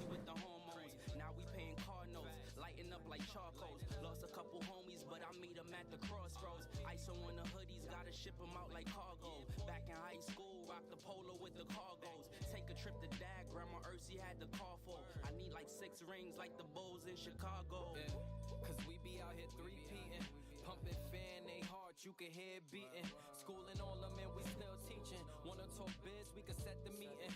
Light is up, yeah, we still chiefing. You be lucky if you still breathing. Always think before you start speaking.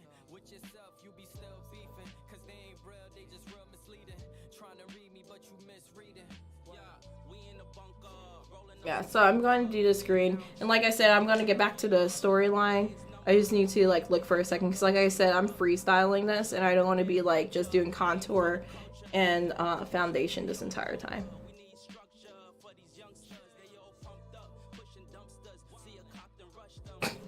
I fucked up the side. Typical joystick.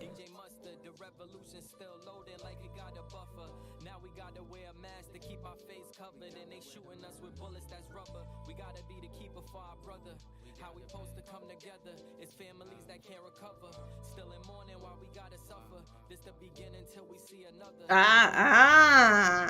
Hey. Okay. Bruh, my eyebrows weren't fleek green. I need to just be doing my eyebrows green. I'm gonna spread this out again. Yeah, I think the grease makeup holds more if you, so once again, I'm freestyling everything. I haven't actually looked up tutorials on how to use a lot of this stuff, but I think I'm realizing, so I did read recently when I was ordering like my pink foundation for my D&D cosplay, that a lot of times it looks like a lot of these brands say that you should have down some kind of base makeup to hold the grease makeup together. So I think what I did wrong last time is that when I did my pumpkin look, I only put foundation on this side. I did not put it all over my face. Therefore, when I put the orange makeup on, it did not stay in place.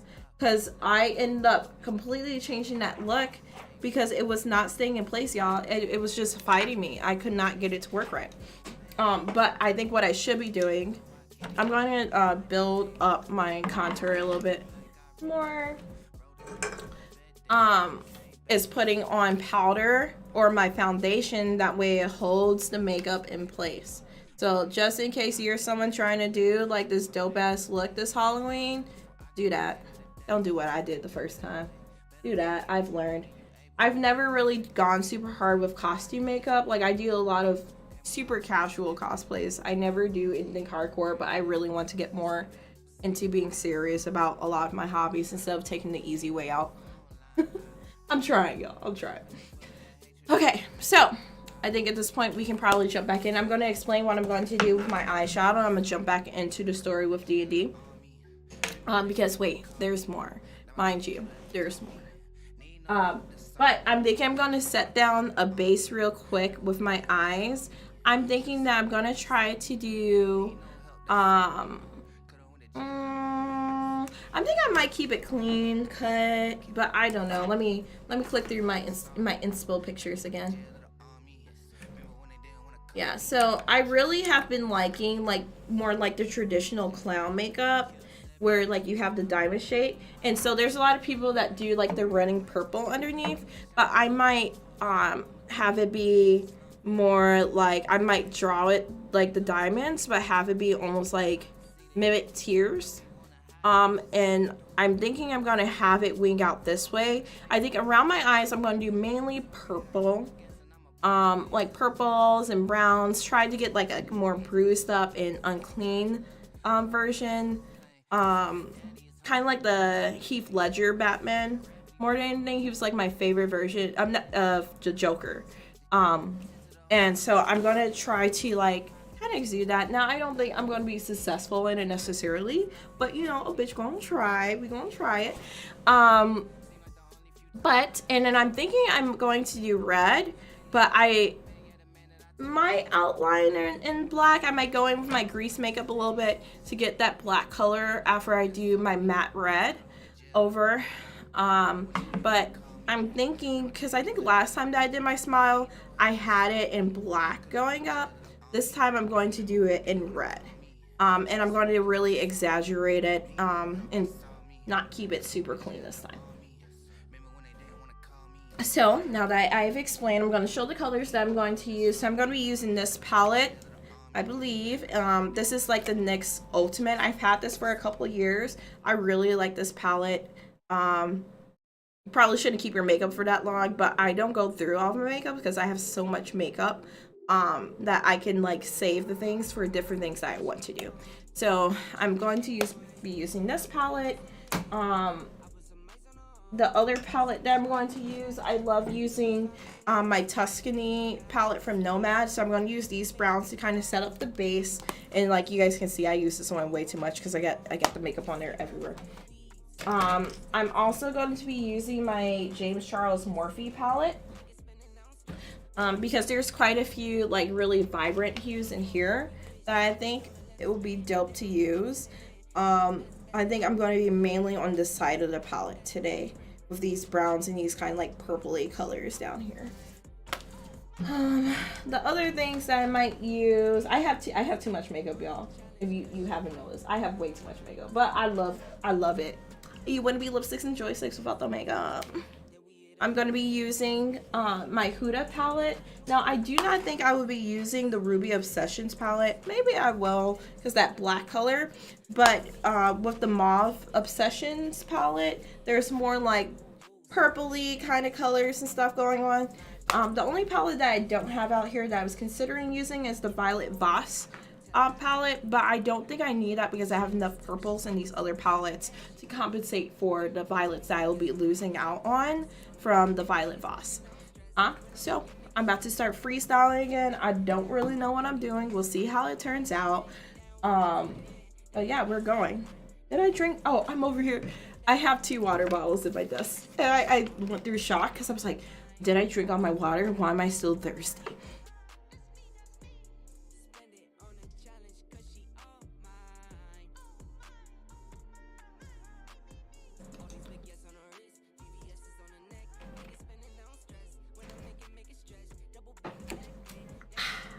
Okay, so I'm going to jump straight in. And I think I'm going to try doing this as a low bun. That way I don't have to like hardcore. I might still have to get a wig cap eventually. Ugh. My hair is fine to me.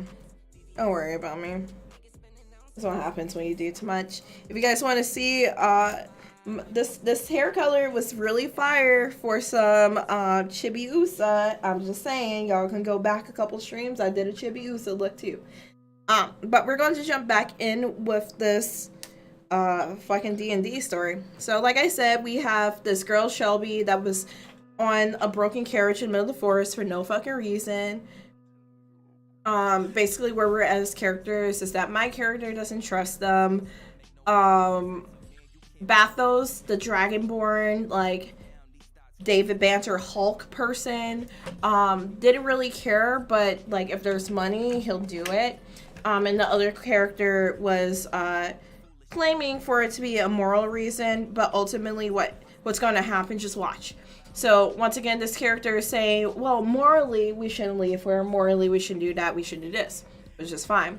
which would be cool. That actually would be such a cool dynamic for a character to then contradict what they said. However, it was, once again, the issue here for this is that it's being taken personally. Like, if you're someone that's played D&D, let me know in chat if this is something that you usually experience.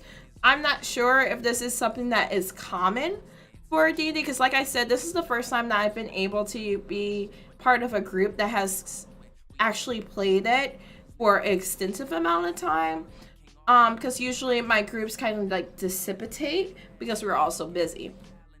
But I'm not sure if this is like something that a lot of people experience when they go to play D&D, that someone in real life gets butthurt about what the characters are doing, or gets butthurt about not being able to control the entire situation, and therefore it then backfires, causes real world conflict, and also kind of like ruins the atmosphere of like what D&D is about, which is like, we're kicking it, we're making a story, it's dope, it's fun, like let's do this shit. So once again, setting it up, we are about to leave the tavern with Shelby to deliver her to her mother. I think Leia or Laverne or something like that. Let's just say that the mother on the farm is Leia. We have Shelby, her daughter, which was an opportunity that we didn't have to take, but we took it. And now we have a way to accrue favor and also easily find the main quest line per NPC immediately versus like having to search for her. My character Kim didn't really care about her. She was more so paranoid and suspicious because it seemed too convenient of a setup. Bathis, who was the Dragonborn, was initially going to just leave the girl, but eventually went ahead and took the girl because she offered to pay, I believe. I don't know if she offered to pay or if it was mentioned OOC, because once again, the issue here was that we were breaking character too often to the point that it was confusing. Bess, our archer, I don't remember her race right now, because this is the character whose player owner was having issues with like actually being in person and staying in person, not taking things personal that was going on with the character. So I don't think she fully expanded on this character because she identified as this character. Like, this character was not the character in this fantasy world of where we were at. This character was her. It wasn't someone else. It wasn't a character she made up. It wasn't any of these things. It was her. And I feel like there's still a lot of potential there for her to be a great campaign partner. But as things happened last night, it was not, it kind of like sapped the joy out of what D&D is about. Like, honestly, I've had some of my first really good experiences of D&D recently, but this is like the first one where I'm like, man, no, this is kind of fucked up. Like, this is like fucked up on a different level.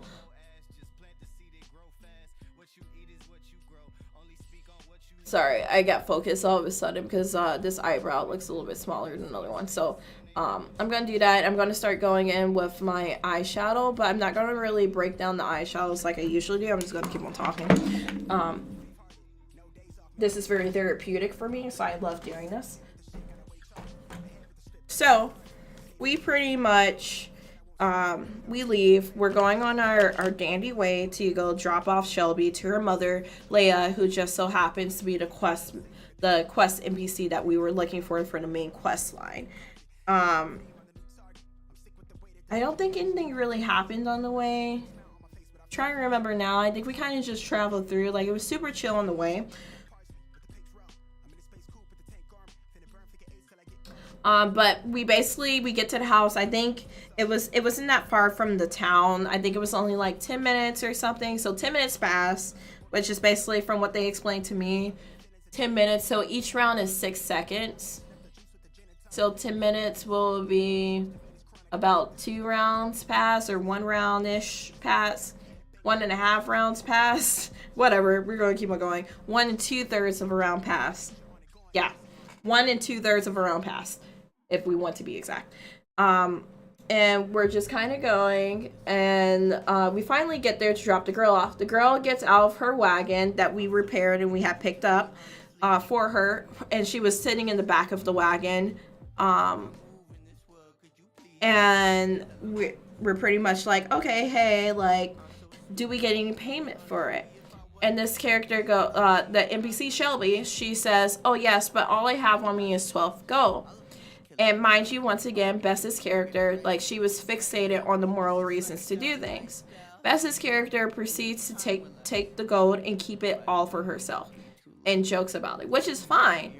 Like, that wasn't what the issue was, but in real life, like, she broke character and she wanted to, like, talk about it and say things about it. I was like, it's funny because, like, I feel like your character is really cool because it's, like, contradicting their own morality. I think that's a really cool thing to do with your character, right? At this point, we're OOC, and I'm actually complimenting her on her character. Like, it's a cool character. Not realizing that she didn't even think about it that way, where she, as a character, claims that she's doing things for moral reasons, but then turns around and fucks bitches and takes all the money. Literally. Like, keeps all the money. And I thought that was just a cool character type to have. Like, I've played characters that contradict, but this was, like, I think it was just really well done. But I didn't realize that, like, anything was, like, that was her actually functioning on the level, like, this is me, not this is my character. And so pretty much in character now, we're talking about stuff, and her character takes all the money. Bathis kind of like grunts in disapproval because she took all the money, and my character is just matter of fact like, well, this was a waste of time. And once again, Bess's player owner breaks character, and she goes into this whole like long thing about morality and about all these things, and like I'm fine with it going there. Like I love that kind of OOC. I was like, yeah, that's true, but you have to think about it subjectively. This is what this character would say. It was a waste of time. When you weigh out the difference between what she got for a payout, which was nothing, on top of her having to risk trusting someone that she did not trust with her party, it was a waste of time to her. Yes. And instead, the player owner wanted to go on about how, well, we had to save her. It was the right thing to do. Da da da da. I was like, we can say that, but you took all the money. Like this is like your character contradicts themselves, which is a really cool thing to do for character development. But your character does contradict their morality. Like you're saying that you're there to do it in order to protect other NPCs or other characters in a game, and because someone else was wrong or because it was the right thing to do, but then you turn around and you're trying to fuck this Shelby girl, which we don't know how old she was, but she had to have been like not of age. And then secondly, which she backed off this character, by the way, after that was said. We were like, no, she's not really like she's a fucking teenager. Like, no, like cap. That's what the characters were like saying in person. Not that this character really cared about that, but it's fucked up. But there are campaigns where people do that. I haven't participated in campaigns where those things are done, but it does happen. And let's see, what do I want to do? I'm about to go in a little bit with a dark purple color in the crease, and I'm going to keep on talking like I've been doing. Like, I think I'm going to do this color right here. But pretty much this character is, well, she breaks character and brings her real self into it, which is where one of the first larger conflicts occurs, where she's upset that our characters are like, well, like, what was the point of this? But this was in character. Like, I think everything in a story, it was in that we were critiquing her choice of action, is that this is how our character would respond to doing a task in which they don't get a payout.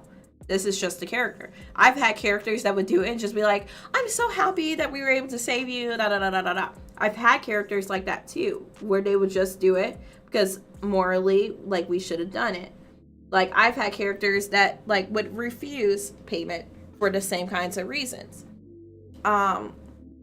which is fine. I think it's important to have a multitude of different kinds of characters. However, it was on a level of like we were all thinking that we were on the same page with these things, but we weren't, right?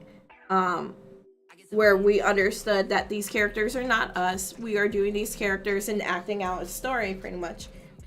Really, Eddie?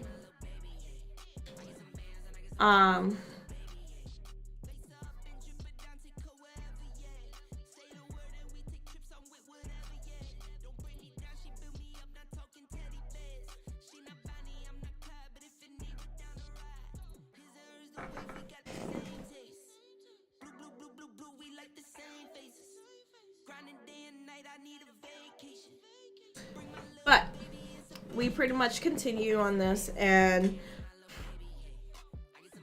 we finally get back to being in character, but it was like this whole long thing. It was really ridiculous.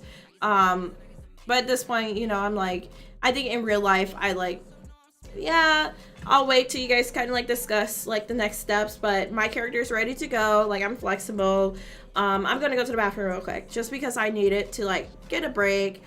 Just because of all the OOC stuff that I'm at this point realizing that a lot of stuff that is happening is out of character for her, even though we're all still in character. Like, even our DM, she's at this point, like I said, gone back and forth with the DM about the choices that she's had the NPCs take and things like that. But Shelby does go. Now back in character, Shelby goes, hey, I don't have any more gold, but we can ask my mom, she's inside, right? And so she goes inside, and we find the main quest NPC, which is lit. That's exactly what we were trying to do. Okay, so I'm debating drawing on the other, like my little drips right now, with this purple color that's in the palette and the cosmetic, is it cosmetics? CC Beauty palette. He's trying to grab my makeup brushes now. Let me put them all up.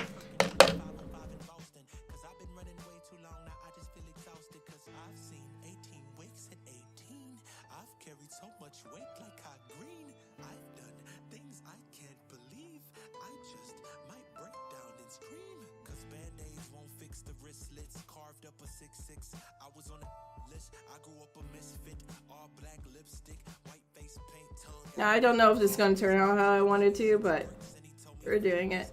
So I'm doing the more like the diamond shaped clown thing. That looks like teardrops to me. I don't know if it's meant to be interpreted as teardrops, but it looks like teardrops to me whenever I see clowns with this one. Are you getting down? You can get down, but you can't take my stuff off my desk, honey. This is hard to do with my cat trying to swipe stuff off my desk. He laid down though.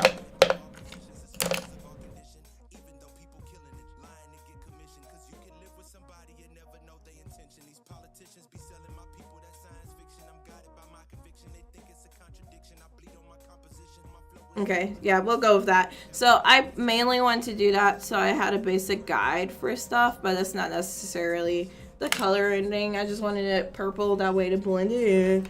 But I'm gonna start going in now with my NYX palette that I have with the purple, and kind of going in on underneath my eye, and then also on the main eyelid. So I'm gonna start with the darker purple, and then I'm gonna start going in with the more violet color as I get closer to the inner part of my eye.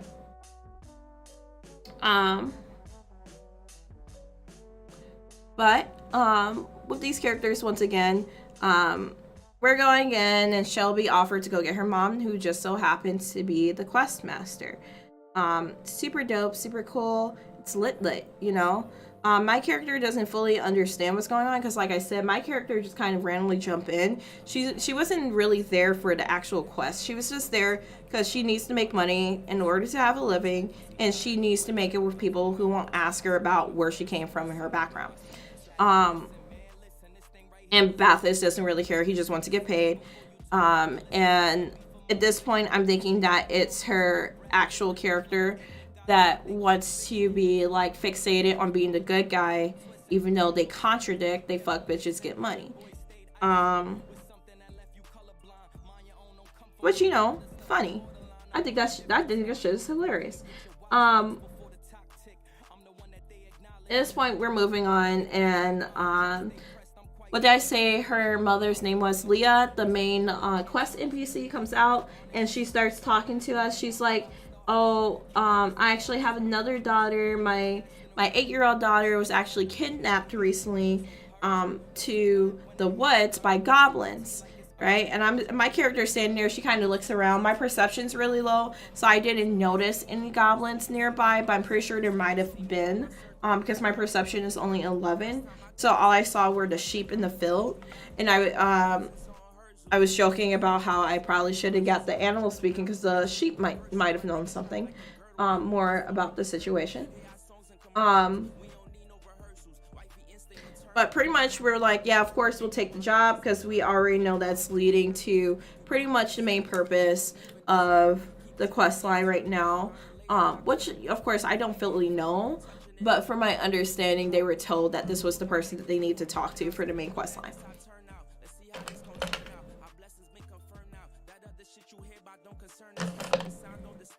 Okay, now I'm going to go in with that lighter violet color. Ah!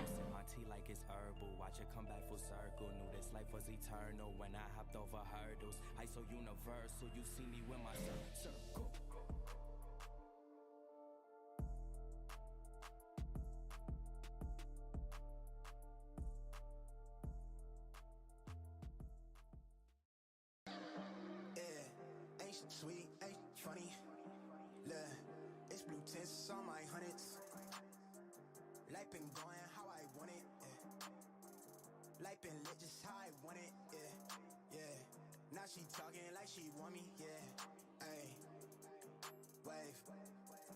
Look, life been lit just how I want it. Look, I look like stressing. I be finessing. Dolo in my section. Oh, he got him the cat tower. I was like, what the fuck is he doing? So we decided to take the job to go and save the kidnapped daughter from the goblins. We go towards the forest. Best's character, she has like one of the tracking skills, so she's able to go, oh, I think I see how many that there were. So we know that now, like before we enter the forest, that there were 10 goblins that went by, that there were smaller goblins mainly, and that it was recent. We go into the forest, we find their camp, and the fires are burning currently, which means that they're either nearby or they're close, or they're actually present at the campsite. So we kind of like strategize around that. At this point, there's more conflict because she wants her character to take the main lead, which doesn't really make sense for her character. So we have 2 DPSers. I'm a buffer, so I'm pretty much like, what do you guys, like, who would be the best for me to support? Is the perspective that I would take. At this point, we're out of character because we're strategizing. It's our preparation turn, I believe. And we're pretty much just strategizing what to do. Because we want to get into the camp to save the daughter without getting the daughter killed. Because if the daughter gets killed for different reasons, we don't want that. For Best, it's a moral reason. For my character, it's a mixture. My character thinks that it'd be shitty if she dies, but I also want to get paid. And I want to earn respect with my party. And Bathis is just like, I just want to fucking get paid. My character, once again, is Kim. So Kim, she's like impartial. She thinks it'd be fucked up if they get killed, but she also wants to get paid and earn respect with her party. Bathis just wants money. Bess wants to do it for a moral reason, she claims. Because once again, she has her character say one thing and then do the opposite. So we pretty much come up with this whole plan to kind of like edge around where Bess would go up towards the north where the girl is in the cage. There's like basically 2 camps well, 2 tents with 3 fires with the goblins hanging around them, all spread out. It's decided that I'm going to stay the closest to Bathis. That way I can buff them because Bess has stealth. So Bess is able to go up easily because she would have a high stealth roll. It's decided I'm going to stay with Bathis to buff him out. And when we get the signal, Bathis would run in to get all the goblins to aggro on him because he's pretty much a tank character. I don't remember what his like specific like sub talents and stuff are, but he is built as a tanky warrior type character. Maybe a gladiator might have been what it was. No, not a gladiator. Paladin? Yeah, I think he's a paladin. But that's pretty much that's what's going down. That's what the fuck is about to happen. Shit about to hit the fan. It's about to get real. It's about to get really fast.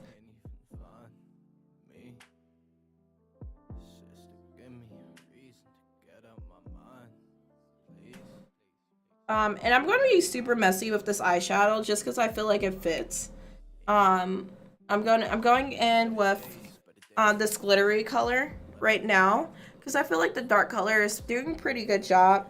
I'm going to go in with this one. And then I'm thinking I might go in with one of these browns in the crease to like muddy up the color a little bit. And then on the inner, like the center part, I'm going to try out what this like more magenta color look like. I'm sorry, I realized that was too low. So I'm going to be doing this one on this main, like I'm just spreading it around everywhere. This part I'm going to try it on the inner, and then this brown color I'm going to try doing in the crease to muddy up the color.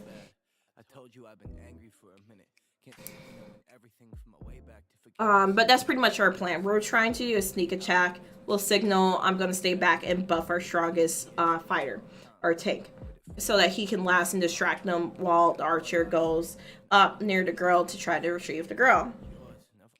So we start, and everything's going pretty good. Like, the combat was actually a lot of fun. I feel like the combat was the most fluid part, but a lot of the combat, I feel like, especially like at the beginning, like we didn't really have a lot of role-playing content with the combat. It was like, is this what needs to happen? Is this what needs to happen? Like, there wasn't really anything to take personal. Like, there was a couple of times that she went a little bit in on the player owner of Bathis because he missed a couple throws. Or if we didn't, like in OOC, if we didn't necessarily take the combat move that she wanted and recommended, she was getting very upset about that. Which it also gets to a point too where there are times that I feel like that there are times where your character might just fuck up. Like, it could be a probability thing. It could be because you purposely or accidentally choose a skill that fails, but it's supposed to be building upon the lore. Because even though combat is in D&D, I feel like that's not always the main focus. The main focus is the lore. And, like, you guys can feel free to argue with me about that, but I definitely feel like the main focus is and should be the lore. What makes a good man good and a bad man bad? When everything is all subjective, are we products of environment? And if we are, is that enough to validate all of my lessons? Hella time I've been wasted on this chessboard. Like, boy, you need to move, or that clock is gonna get you before that tick-tock tick. Can you tell me another story about the life you got? But overall the combat went pretty good. Like, it was actually a lot of fun. It felt like how the game was supposed to be. However, the conflict started once we got to the end of the battle. And mind you, like, once again, like, at this point, my character, like, buffed out. I was joking because, like, she's a bard. And I was like, like, I'm meditating to try to, like, focus on, like, concentrate on my heroism skill. And at one point, I think I do vicious mockery. And so I'm over like, haha, you bitches getting smashed, Hulk smash. You know, like, I'm just like, and I'm not going to do all the voices, but I was definitely, like, getting into my character and being silly. Bathis was pretty much getting crazy, and because he actually had really terrible RNG this round, so a lot of his stuff he missed or was always at a disadvantage into the very end. So I actually end up killing one monster too. So even though his character did a lot of damage, he was pissed off because he didn't get to actually kill like his character, not him in real life person. Like once again, because this is the issue with the player owner of Bess. Bathis's player owner was like acting out as though Bathis is upset about it, not the player owner. Whereas Bess was getting frustrated because she also was having a little bit of difficulty getting certain things killed. Like she almost got her socks rocked. And thankfully I focused on heroism a little bit longer, but that was one of the reasons that she was upset that I ended my heroism. Because I ended heroism to cast Fairy Fire in order to help Bathis have an advantage against a lot of the goblins, but he kept on failing his rolls, so he ended up not getting that advantage as intended. And because of that, she started getting upset, and she was like very much out of character, going, well, I wish you never ended it, and you did this and you did that instead, and blah blah blah, which, you know, was fine because I was like, it's a fair critique. I was like, yeah, like I feel like if the rolls were better, like Fairy Fire would have been decent, but it definitely, that round was not like a really good hit. Heroism, but the thing is, I don't think it necessarily was about it benefiting us as a party. It was about the fact that heroism no longer was there to protect her, so she could have just like go dick to the wind with fighting the goblin that was near her, because her task was to take out the one goblin that was next to the cage with the girl. But we eventually, like I said, we finish. Once again, Bathis goes on like a rampage because he's pissed off that he didn't really get to kill anything. So he's like, hit the last kill, he takes another goblin and slices the other goblin in half with the goblin. It was pretty gruesome. And my character is like, oh, like trying to look away and close her eyes, but she's kind of like doing this and smiling, you know, like, oh my god, look at that, look at that. I can't do that. I don't do that no more. You know, that's how my character is. And so we get to the post-battle. So we're in the looting stage, pretty much, and we're in the let's get everything that we came here for. So at this point, we're discussing what to do. Mind you, Bess originally went up because she was supposed to be getting the kidnapped daughter, out of the cage and protecting her. Which didn't happen. Like, it got to the point where I was like, did we even ask her name? Because my character doesn't care. In this point, we're having a OOC conversation. Hey, did we even ask her if she was okay? Because I was like, my character don't care, but maybe somebody needs to like actually go secure the bag for us. But my character didn't even fucking care. Like, she just knew that she didn't get hurt while they were there, and that she was just gonna move on like that. She was like, I'll go check the, because at the end we did have a boss hobgoblin, which was pretty cool. But we did defeat them, and pretty much my character is just looking at like, okay, this is what's closest. Like, I'm gonna go check the hobgoblin area, and Bathis is pretty much like, well, I realize that the cage might be locked. Like, I'm gonna go up and break the cage open, because once again, Bathis is thinking about getting paid. At this point, Bessie's player owner is in the kitchen making sandwiches, and she hadn't really shared in the conversation, but there was a level she was listening. Like, it's like one of those open kitchen areas. And she was listening enough that when I said that my character was going to go check a certain tent, she went, no, I have dibs. The same way that she did with Elizabeth. And, you know, me being me, though, I don't really like conflict that way. I think it's a very immature thing, and, like, you have to meet people where they're at. But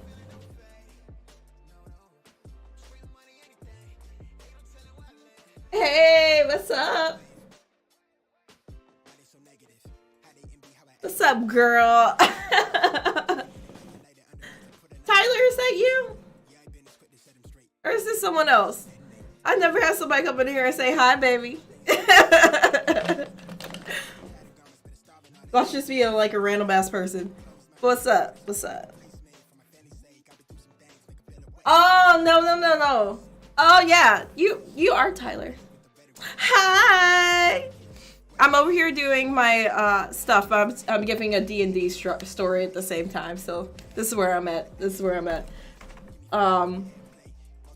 But where was I? So pretty much she was listening enough to like interject from the kitchen and go, oh no, like I have dibs on the hobgoblin thing, but you know, fine, cool, whatever. Even though you were supposed to save the person.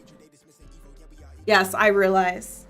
I double checked the name. I was like, oh yeah, you're the girl. Yeah, you're BT Simmons girl.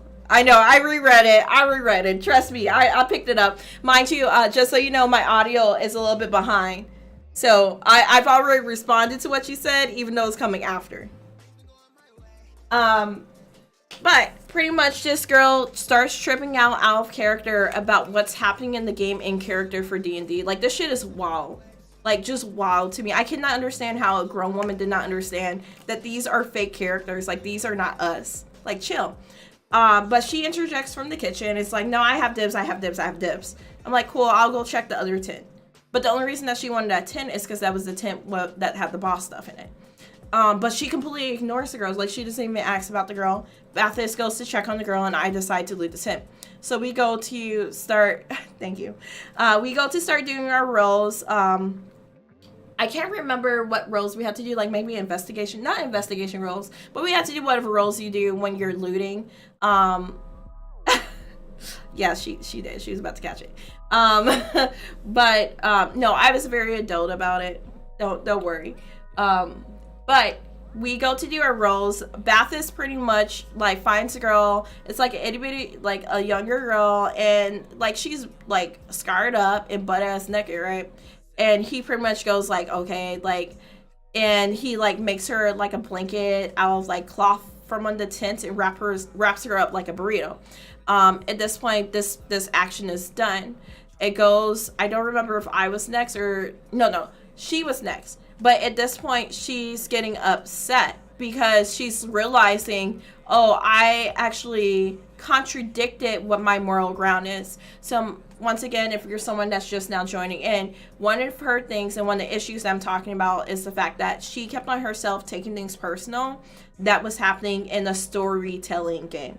We're acting out what the characters are doing. It's D&D. And to the point where, because the actions that her character would take would conflict with her morality, and she didn't always agree with what other characters were doing because it wasn't the right thing to do. She was getting very upset, like in real life, about it. But it was to the point where the rest of us were so much in character and actually playing the game to the true spirit of what D&D is meant to be, that that we didn't realize that she was taking shit personal until like shit hit the fan. But at this point, she's trying to like backtrack and go back. She was like, no, I was actually getting the blanket for her, and this is what I was going to do, and like I interject, I'm like, but you have to understand, like, what's done is done. Like, that's set in stone. You can't rewind the time because now you suddenly care about the girl, but you originally said that you had dibs on looting. That's just how it is. All right, bye.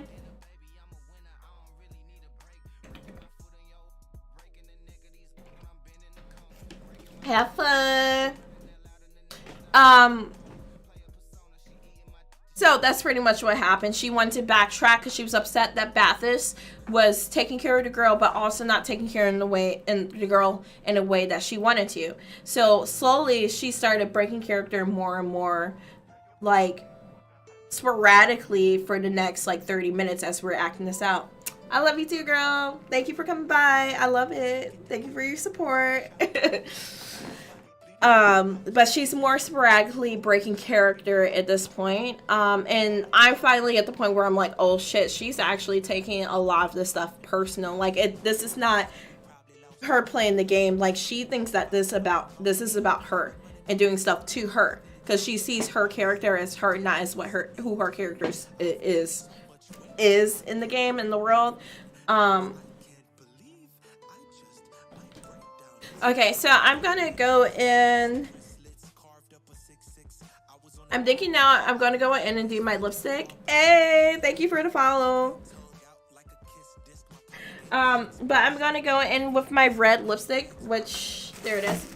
And this time, like I was saying, I'm going to be going back here and kind of like adding more layers in, but I want to definitely start this lipstick because I'm not too sure. I'm not too sure if I'm going to do the black outline or not.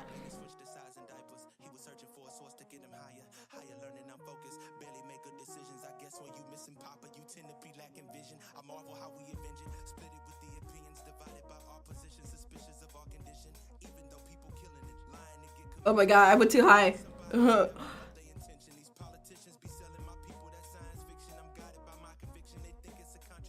pretty sure we listened to this song.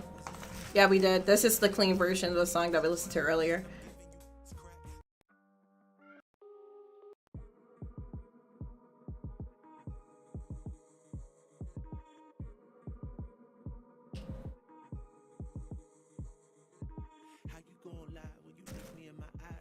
Okay, so what I'm going to do the smile this time. So last time I did it closer to like I said, the Heath Ledger one, but I've been really liking, like I want it to be a combination of the Heath Ledger Joker with like a more clean cut, like traditional clown look, which is why I went more so like instead of just the weird smudging and smearing, I went for more so like the traditional like diamond shape going on here. So I'm gonna start with going in with the super fine point brush, and I'm just gonna try to like get the smile going, and then I'm gonna go back and see if I want to change what I did.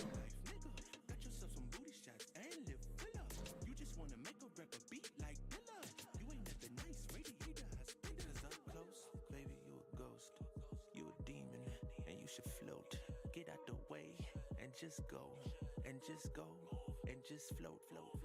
How you gonna lie when you looking in my eyes and you say you down for the cause, but you really here for the ride? You ain't really feeding no sheep. You're a K9 in disguise. Should've never gave you nothing but a funky high five. I know we can't go back in time, but I wish I could rewind and get back all that money that I spent every nickel and dime. Cause you alive. And I'm probably gonna have to like slowly outline it with my liquid lipstick. Just because, like I said, like this, like it's a nice palette and there's a lot, but like if you look at the vibrancy of this red versus like the red that's coming out of here, it's like two different colors, even though it looks like the same color in the palette.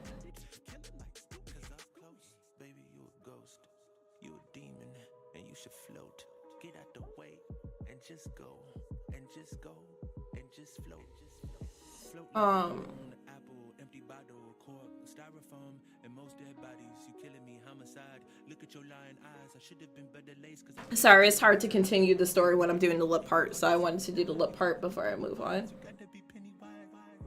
Ah!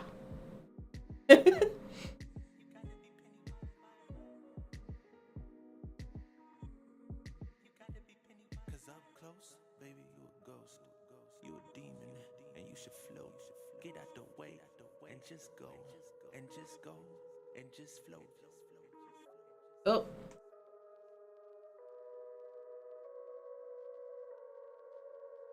Doesn't have to be perfect, but I definitely want it more clean than what I usually have done it.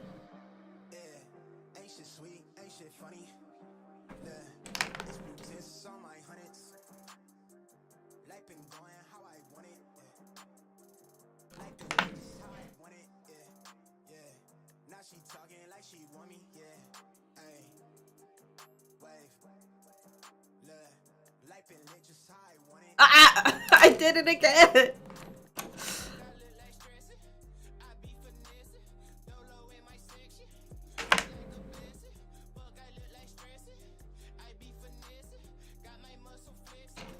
That's fine, because I was going to go back in with my contour anyways. Okay.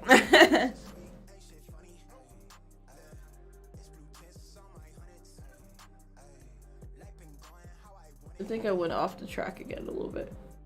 Why is this one like giving me so many issues?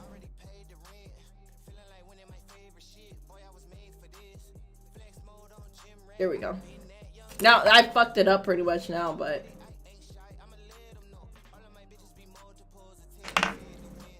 okay. Now I'm gonna go back in with my red lipstick to try to fill this in a little bit better. like that dig again. Keep it a C note. Niggas is D-League, they could be more. I brought the A game, gripping them B cups by the seashore. Filling up my rubber band, 100 band, I need that. Big dog, no small bark, I'm cool on your feedback. Yeah, ain't shit sweet, ain't shit funny. Look, it's blue tints on my hundreds. Life been going how I want it. Fuck, I look like stressing. I be finessing. Dolo in my section. Built like a blessing. Fuck, I look like stressing. Wave. Life been going how I got my muscle flexing. Okay. Mahogany tint on the skin. I feel like a 10 out of 10. If you hearing it, got in the plan. If not, then somebody been watching the kid. Okay, so I'm gonna start finishing up this story because it is towards the boiling point now. So like I said, we pretty much finished up, and she's getting upset that Bessis, so Bessis the archer, Bessis is the dragonborn, and Kimla is my character, and she is a Lilith. She is a tiefling bard. The dragonborn Bessis is a paladin, and I do not remember what race again that her character was, because at this point, like, clearly she was not playing that character as her character. She was playing that character as herself. Therefore, there were never aspects that really alluded to her character's race or their class type or anything besides the fact that we knew that she had a bow and she used a bow.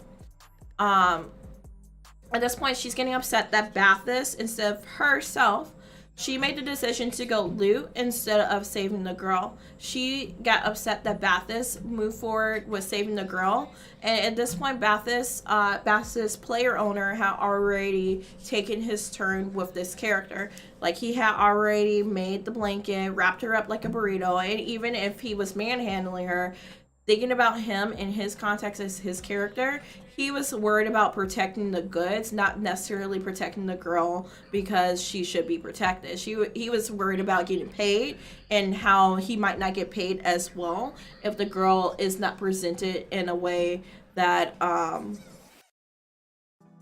presented as protected goods. Let's see. I might put my wig on real quick. Well,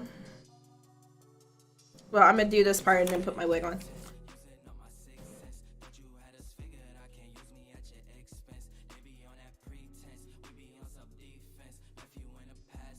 And what occurs at this point is she's trying to now backtrack and take back her immoral decision that she made for her character, which is fine, right? Which is fine. And once again, morals are subjective. So not to say that there's any right way to do anything, but she definitely chose money over the protection of this child. It's just fine. It's a fine choice as a character. Nobody says that you have to do that, right? That's not what it was about. But for her, she felt like it was a reflection of herself and her own personal choices as a human, which it was not. It definitely was not about her. It wasn't about her. It was about us acting out these characters.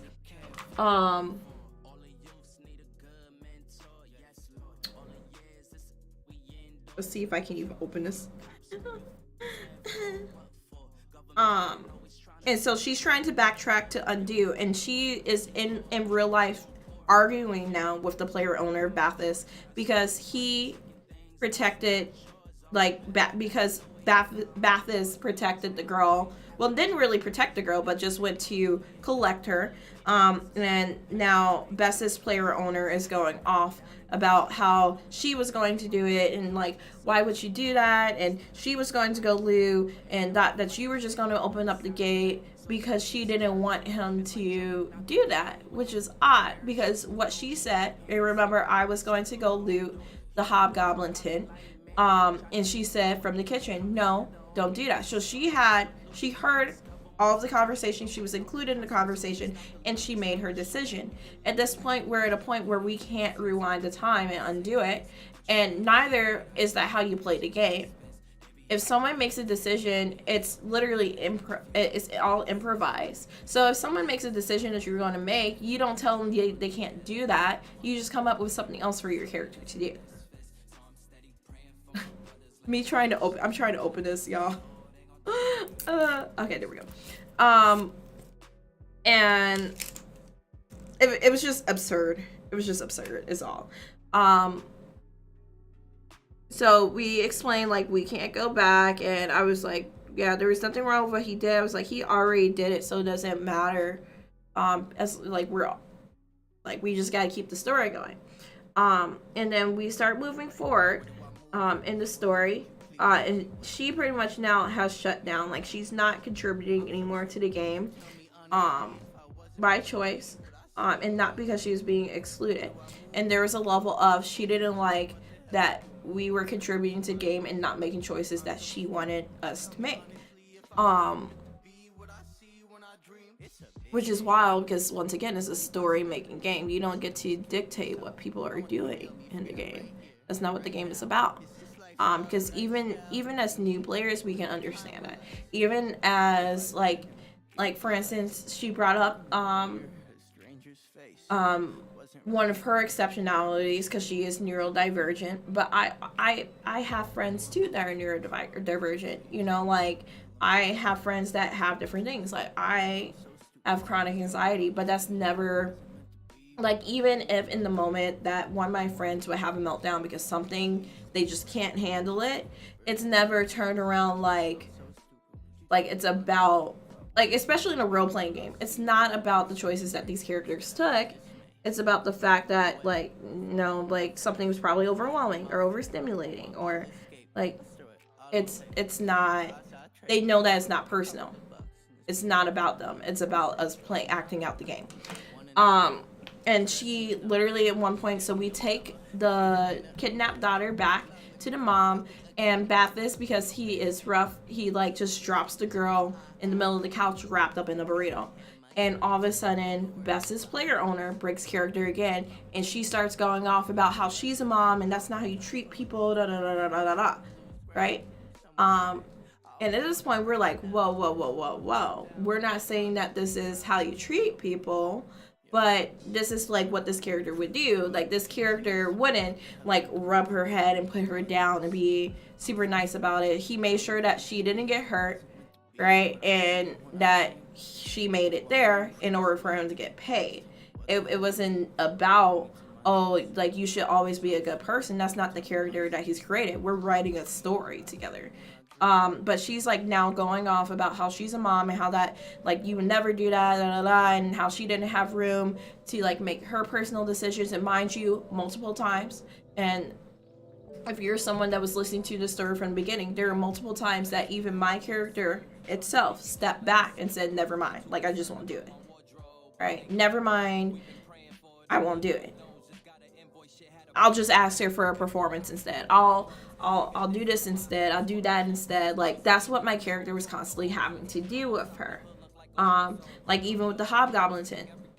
Okay, fine, I'll go to the other tent. Right? That's what I had my character do. Because me as a player owner, I was trying to avoid real world, like, actual conflict that was unnecessary and unwarranted for in a game of D&D.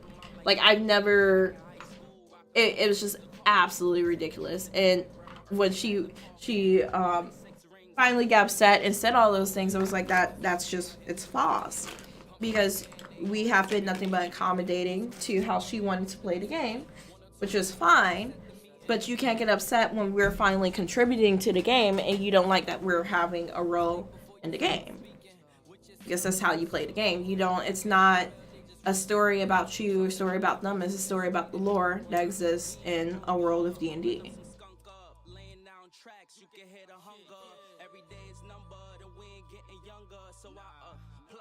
Like a damn plunger, they ain't for the culture, they all vultures, they all vulgar. We need structure for these youngsters. So, literally say the least, she just, like, fucking loses it, and we're just, like, all taken aback. We're like, whoa, like, what are you even talking about? We are all playing our characters and playing the game. But here you are all of a sudden, and you feel like things were personally about you, because of actions that our characters took in the game, which none of our characters even so additionally none of our characters ever actually attacked her character or said anything about her character too. So it wasn't about us even like bullying her as a character, because I definitely seen campaigns where someone's character gets overly bullied and that's not fair to the point that they cannot contribute to the game. That's completely different from and separate from what actually occurred that day.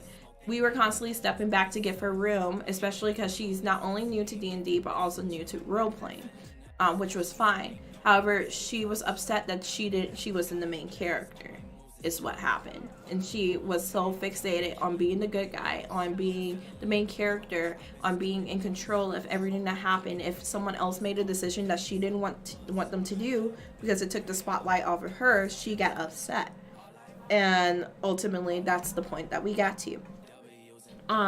So I'm going to be right back. I'm about to go grab a wood cap, and I'm also guys, I gotta put on a tank top and stuff so I can start putting on this. I might go ahead and put on my pants. I'm debating if I will want to put a corset over the blouse, but we'll see. But I will be RB in literally 2 minutes because I'm going to quickly go grab my wet cap and have a restroom break because I do realize I've been on stream for about 2 hours. So I will be RB.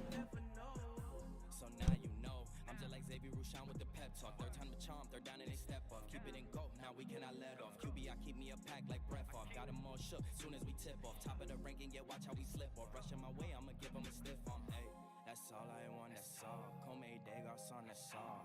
Hearts all on me, flex like one-on-one, yeah, yeah. Different colorways, this another one, yeah. Heard they want a tote, let me stuff my blunt, yeah. If they want the smoke, then yeah, it's no jokes, boy, it's up. In that end zone, that's a TD, we finessing, ya. Filling up the stat sheets and they knowing that's a plus. Back to back, highlight plays, all my moves is tough. Watch them all die out, I've been killing with my lugs. Feeling like a pro, I've been schooling all these rugs. They be betting all us, calling plays out the books. Little bit of prayer, hard work, that's all it took. All I want, W's and bank rolls, that's all I want. All I want, that's all I want. W's and bank rolls, that's all I want. Hey.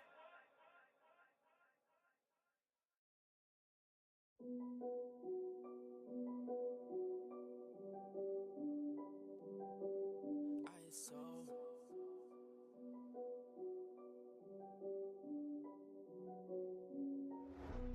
I play the cut with my homies, dressed in all black and we cozy.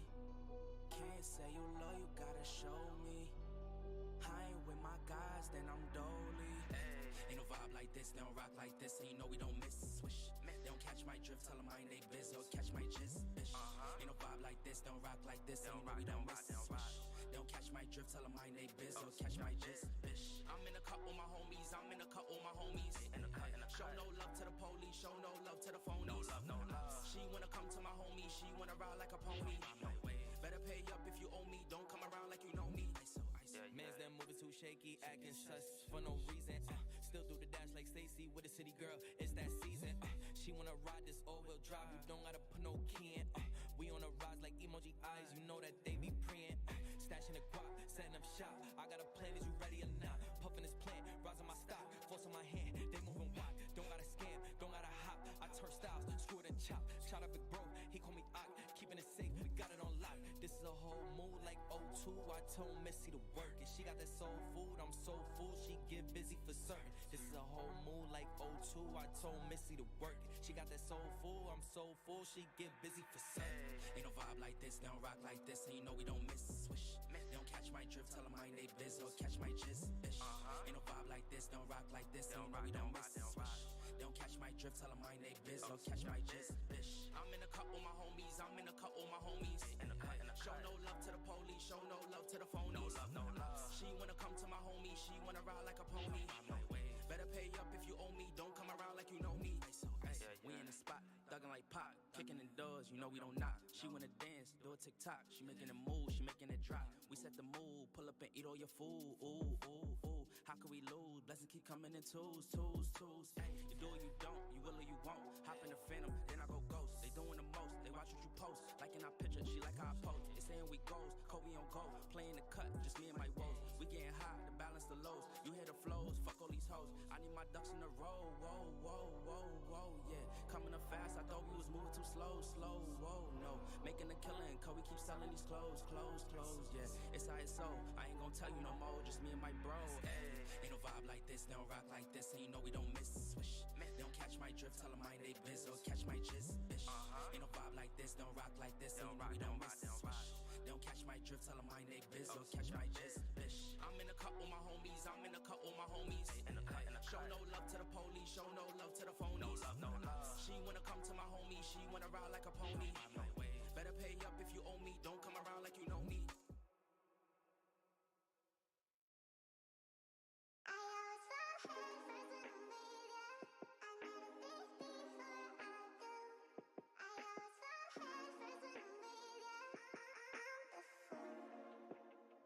At first I said that I love you and you ain't say that shit back. It's kinda hard to just trust you when both your feelings don't match. Got me showing less emotions, I don't wanna get attached. Once I give you my word, I swear it ain't no going back. Once I give you my heart, you better keep that shit intact. Instead of doing no words, girl, I'm just here stating facts. You want me to take you back, I want you to take me back. You want me to take you back, I want you to take me back. So tell me, is you gon' ride out when the chips fall? I seen too many people leave when it get hard. I'm tired of going back and forth when we pissed off. Most of my friends done went through it and they stood tall. See, they gon' try and tell you what they think is good for you. Whole time they was plotting, man, I wish they was for you. You gotta watch your back, your front, your side, they disloyal. I gotta watch my crown, cause from birth I've been royal. And that's from the soil. Yeah.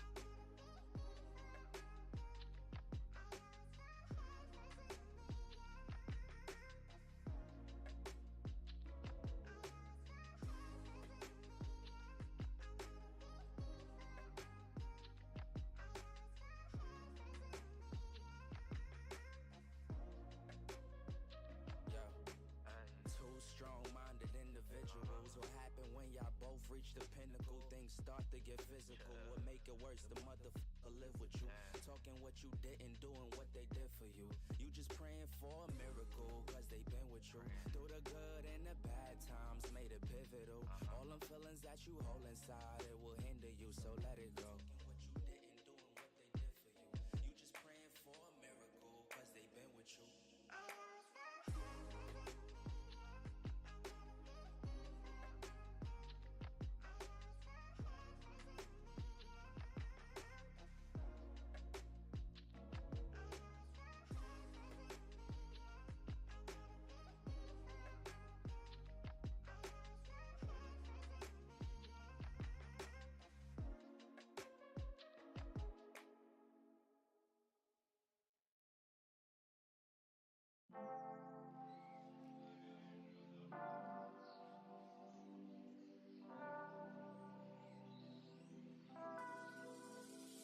Better get about my way. This is start of a new day. Feel fresher than toothpaste. Singing out, this be the new thing. New swing set. I'ma go for the loop, man. I'm a fruit gone loopy. That's the Sammy the Toucan. Screaming out, who cares? My soul bare. I'm done with the cold stare. My heart hang off the tip of my shoestring. Stay untied, that's usual. I'm not put together. Do better than you do. That's magic. I'm voodoo. You a doll playing dress up, but your get up is poo-poo. Okay, I'll fess up, I'm messed up, but that's true for you too. We stare at our messages, hoping for contact, like somebody please take us out of this nonsense. The world end after every broadcast, and to save it seem a tall task, with no cape and no cash and a broke call, no breaks and no stakes involved in the state of the world state. It's all lost, so we counting our birthdays.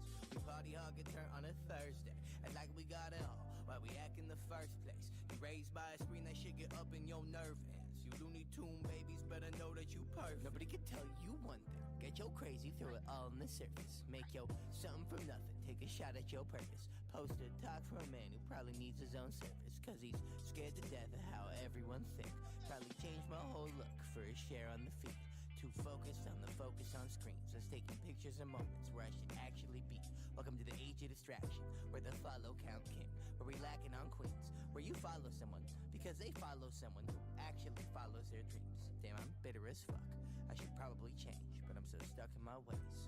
Please, soda, sing. Ooh, this blue is sweet. Well, I truly see love like movie scenes. It's a doozy thing, answers on the way.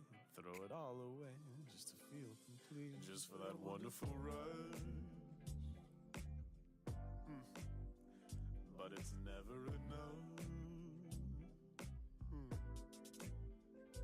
Baby, give me more, give me more, give me more, give me more, give me more.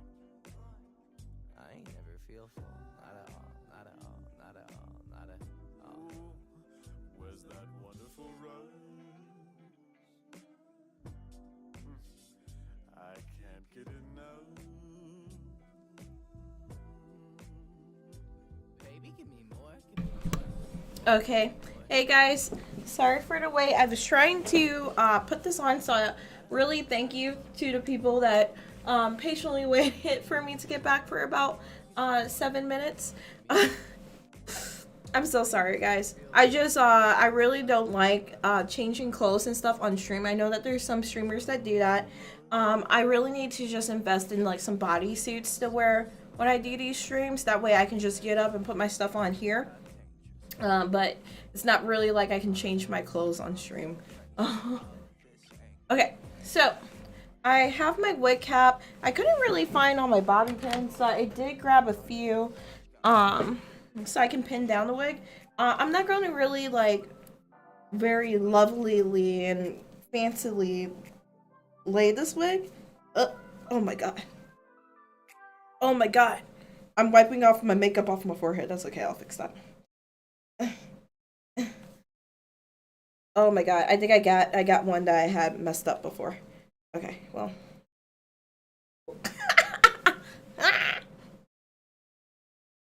I tore a hole in it. I don't know if I did that just now or if I was going to use it to like actually lay a lace front at some point and I just never finished. Okay.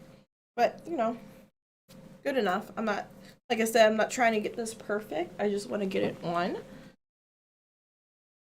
I feel like that's the fun part with costume stuff and versus like other things that I do with wigs and stuff is that it doesn't have to be like perfectly laid just because like they're pretty nice. I do prefer, so this is the first time in a while that I got a like actual costume wig. I usually get like a lace front still. I look so crazy, y'all. I look crazy. Aye, okay, we good. We good though.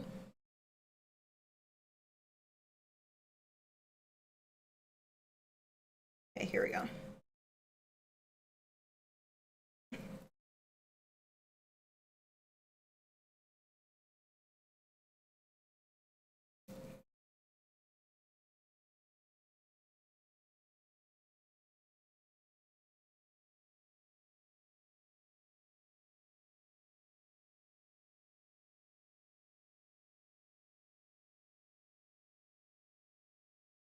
Okay.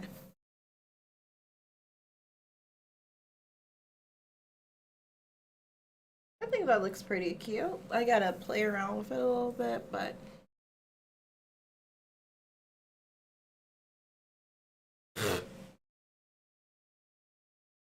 now I did envision this wig as shorter. Hey, thank you. So when I got this wig, I thought it would be shorter. I had wanted it to be like a severe bob. So maybe like next time I do it, but it is super cute. So no, I'm not going to cut this at all. I'm gonna play around with it. Now I didn't finish this part, but there is a vest and a tie. So I'm gonna try to get this part situated. So I still did it. Okay, so one of the reasons that it took me so long too, y'all, I don't know how people like do stuff with nails because I've been trying them out for the last month and I love them. Like they're so cute, but at the same time, like it just does not, because I'm so rough about stuff all the time, you know, and it does not feel functional to me. It just does not feel functional to me. Sonic, how are you feeling, bruh? Hanging in there. Hang in there. Okay, I definitely have to play around with this wig a little bit because it looks kind of derpy. Like the color itself is really nice, but like no, we can't do the actual artificial looking wig. Like this side is nice. This side, ain't giving. Maybe if I, yeah. So I'm gonna play around with the wig in a little bit, but let's finish buttoning this first. I think the last time I did a Joker, she had long hair. Woo! Thank you for the sub.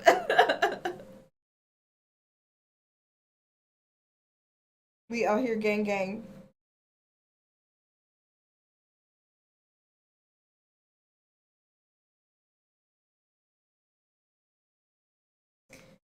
My anonymous. My anonymous. No, thank you. It keeps me going, man. It really does. Every person that subscribes helps when other people are wondering if they should subscribe in the future. I'm getting better. I'm getting better. It's just about consistency at this point, y'all, and I'm delivering. I deliver quality. I just have to deliver consistently. And we're getting there, but thank you. Because it really has, like, every time I come back, it makes me excited to come back because people actually like being in my stream, so that helps. Helps a lot. What time is it? Man, my sleep schedule is all out of whack, y'all. It's only 2300 though. So I think I basically, you guys see me fighting with this goddamn button? Ah! Let me.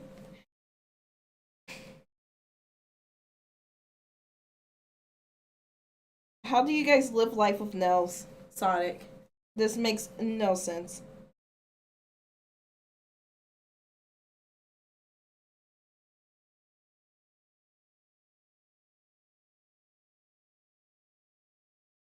No sense whatsoever.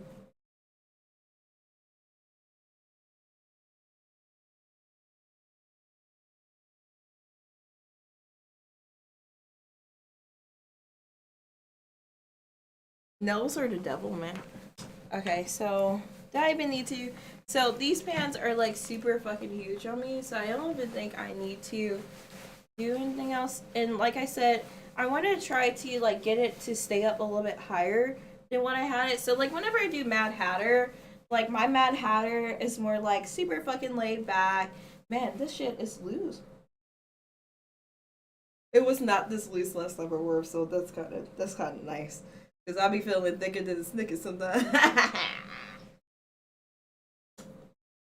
Man, I need my tongue ring. We're not gonna do all that though. I'm trying to get to some fucking video games.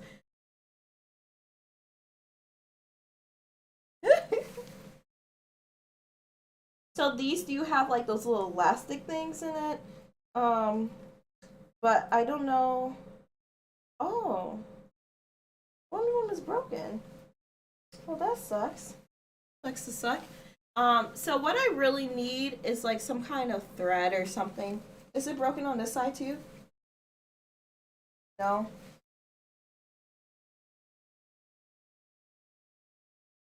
Because that's like about where. Let's see, let me pull this all the way in.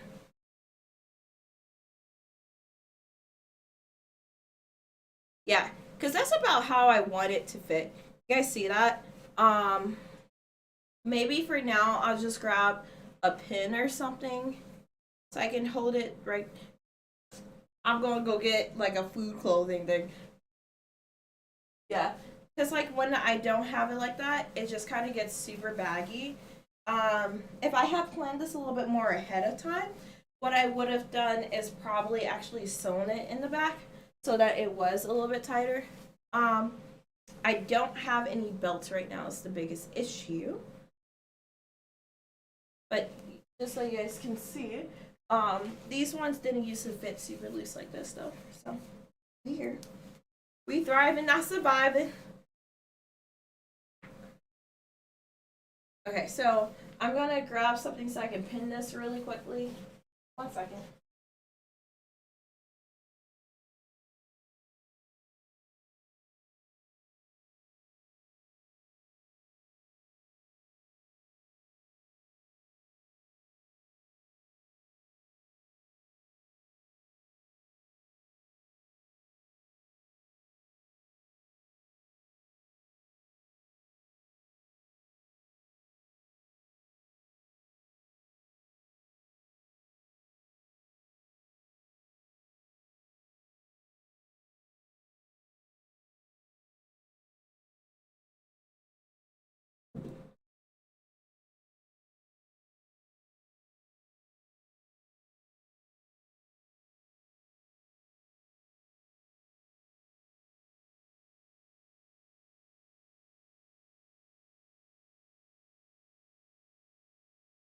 Okay, guys, I can't find anything.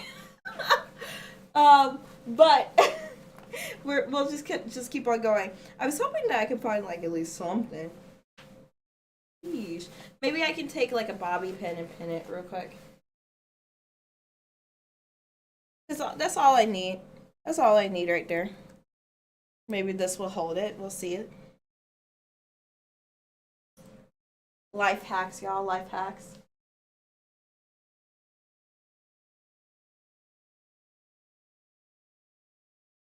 Okay. So we'll see how. Oh, did not hold it all. Cool. So the biggest issue is that this one broke, and so I can't pull it in. Bruh. We lost the bobby pin to the game.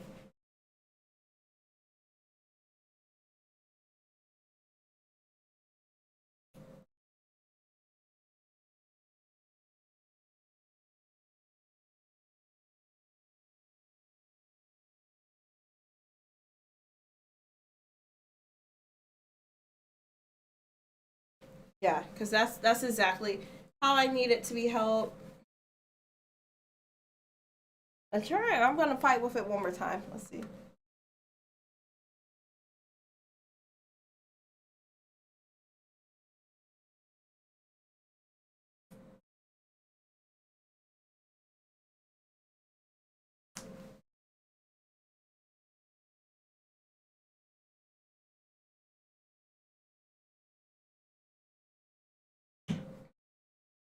No, it just came completely undone. I guess that's better than what it would have been.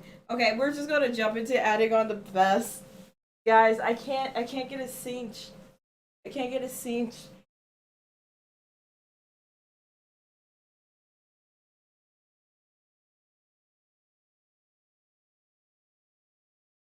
Oh my god, my button. Because I can't get my pants to stand up. To stay up. Let me see really quickly. Soldering. I'll take a piece of rope right now.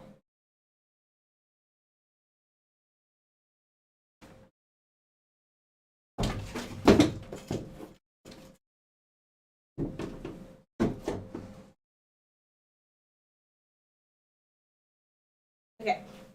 So, hear me out.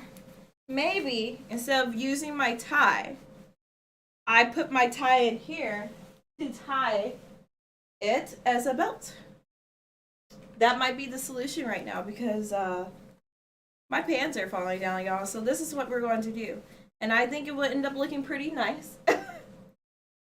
And like I said, I haven't done a lot of my, I haven't pulled out any of my costumes or cosplay stuff in like 3 or 4 years. So some stuff is fitting tighter, like when I did my Chibiusa, and then other things like this shit is falling off, and it didn't used to do that.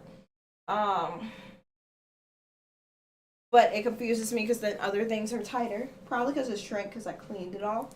And other things are just like, I don't know. Female bodies are weird, y'all.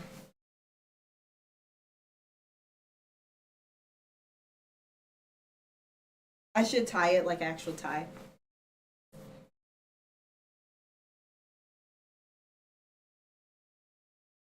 Ooh, I wonder if I even remember how to tie a tie. I used to be really good at tying ties. Let's try it. After I can button this finally.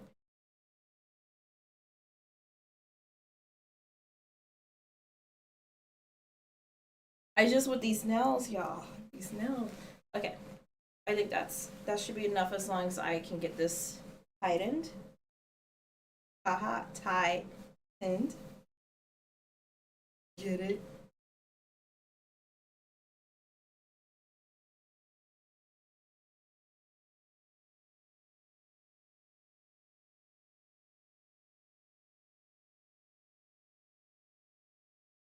Oh wait.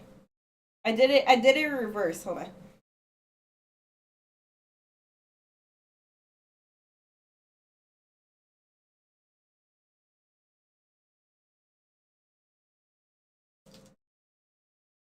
Oh wait. Okay. I think I got this. I think I got this. Okay, let's see if I remember.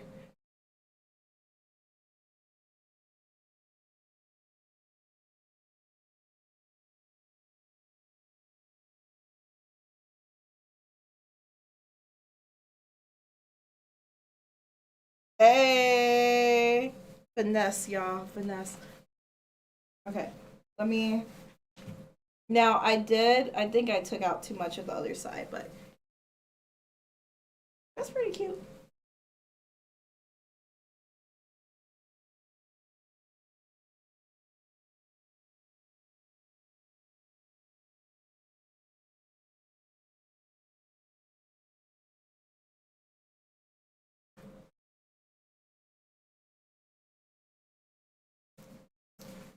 Okay, cool. Freak nasty. Yeah. Let me see if I can get the rest of this.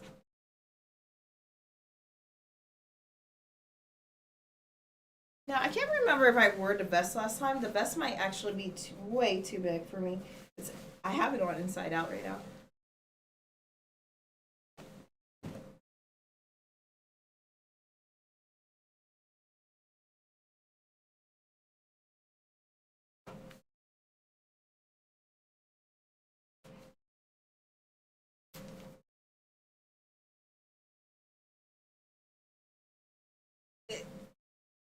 See, I want to Steve Urkel this shit.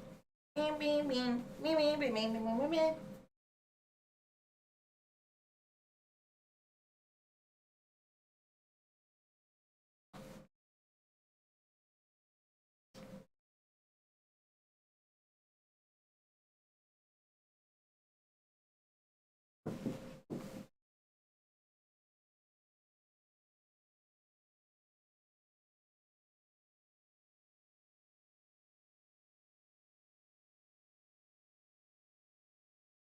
If I can get this part to sit right, it should be down like that, in like this. Dun, dun, dun, dun, dun, dun, dun, dun, dun, dun.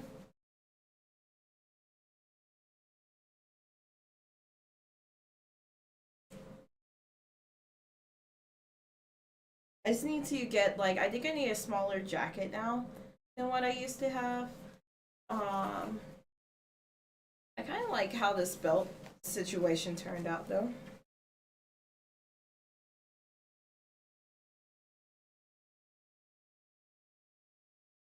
See, but the problem is if I undo one, it's got to be like all the way down to my bra. But I feel like I need one more undone. I actually really like how the belt is right now. I'm not gonna lie. Um, oh yeah. And now, um, no. Don't mind the cat toys that I just kicked out the way. That were on the floor. Um, I'm tilting it down. There's the bottle cap that I was telling you about. So I was thinking about these shoes. I really like these shoes. Don't look at my toenails because they're kind of popped and ratchet right now, but they are purple. Kind of fits. Right? Look at that.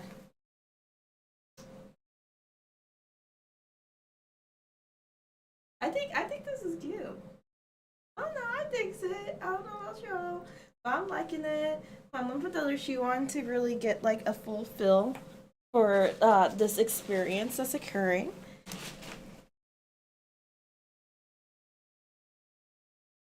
Okay. Okay, let's see.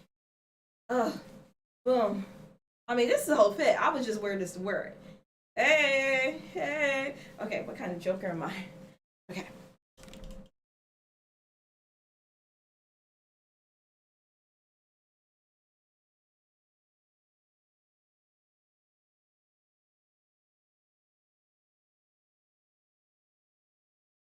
No, I do think putting them up in pigtails like this would be cuter than what I have right now.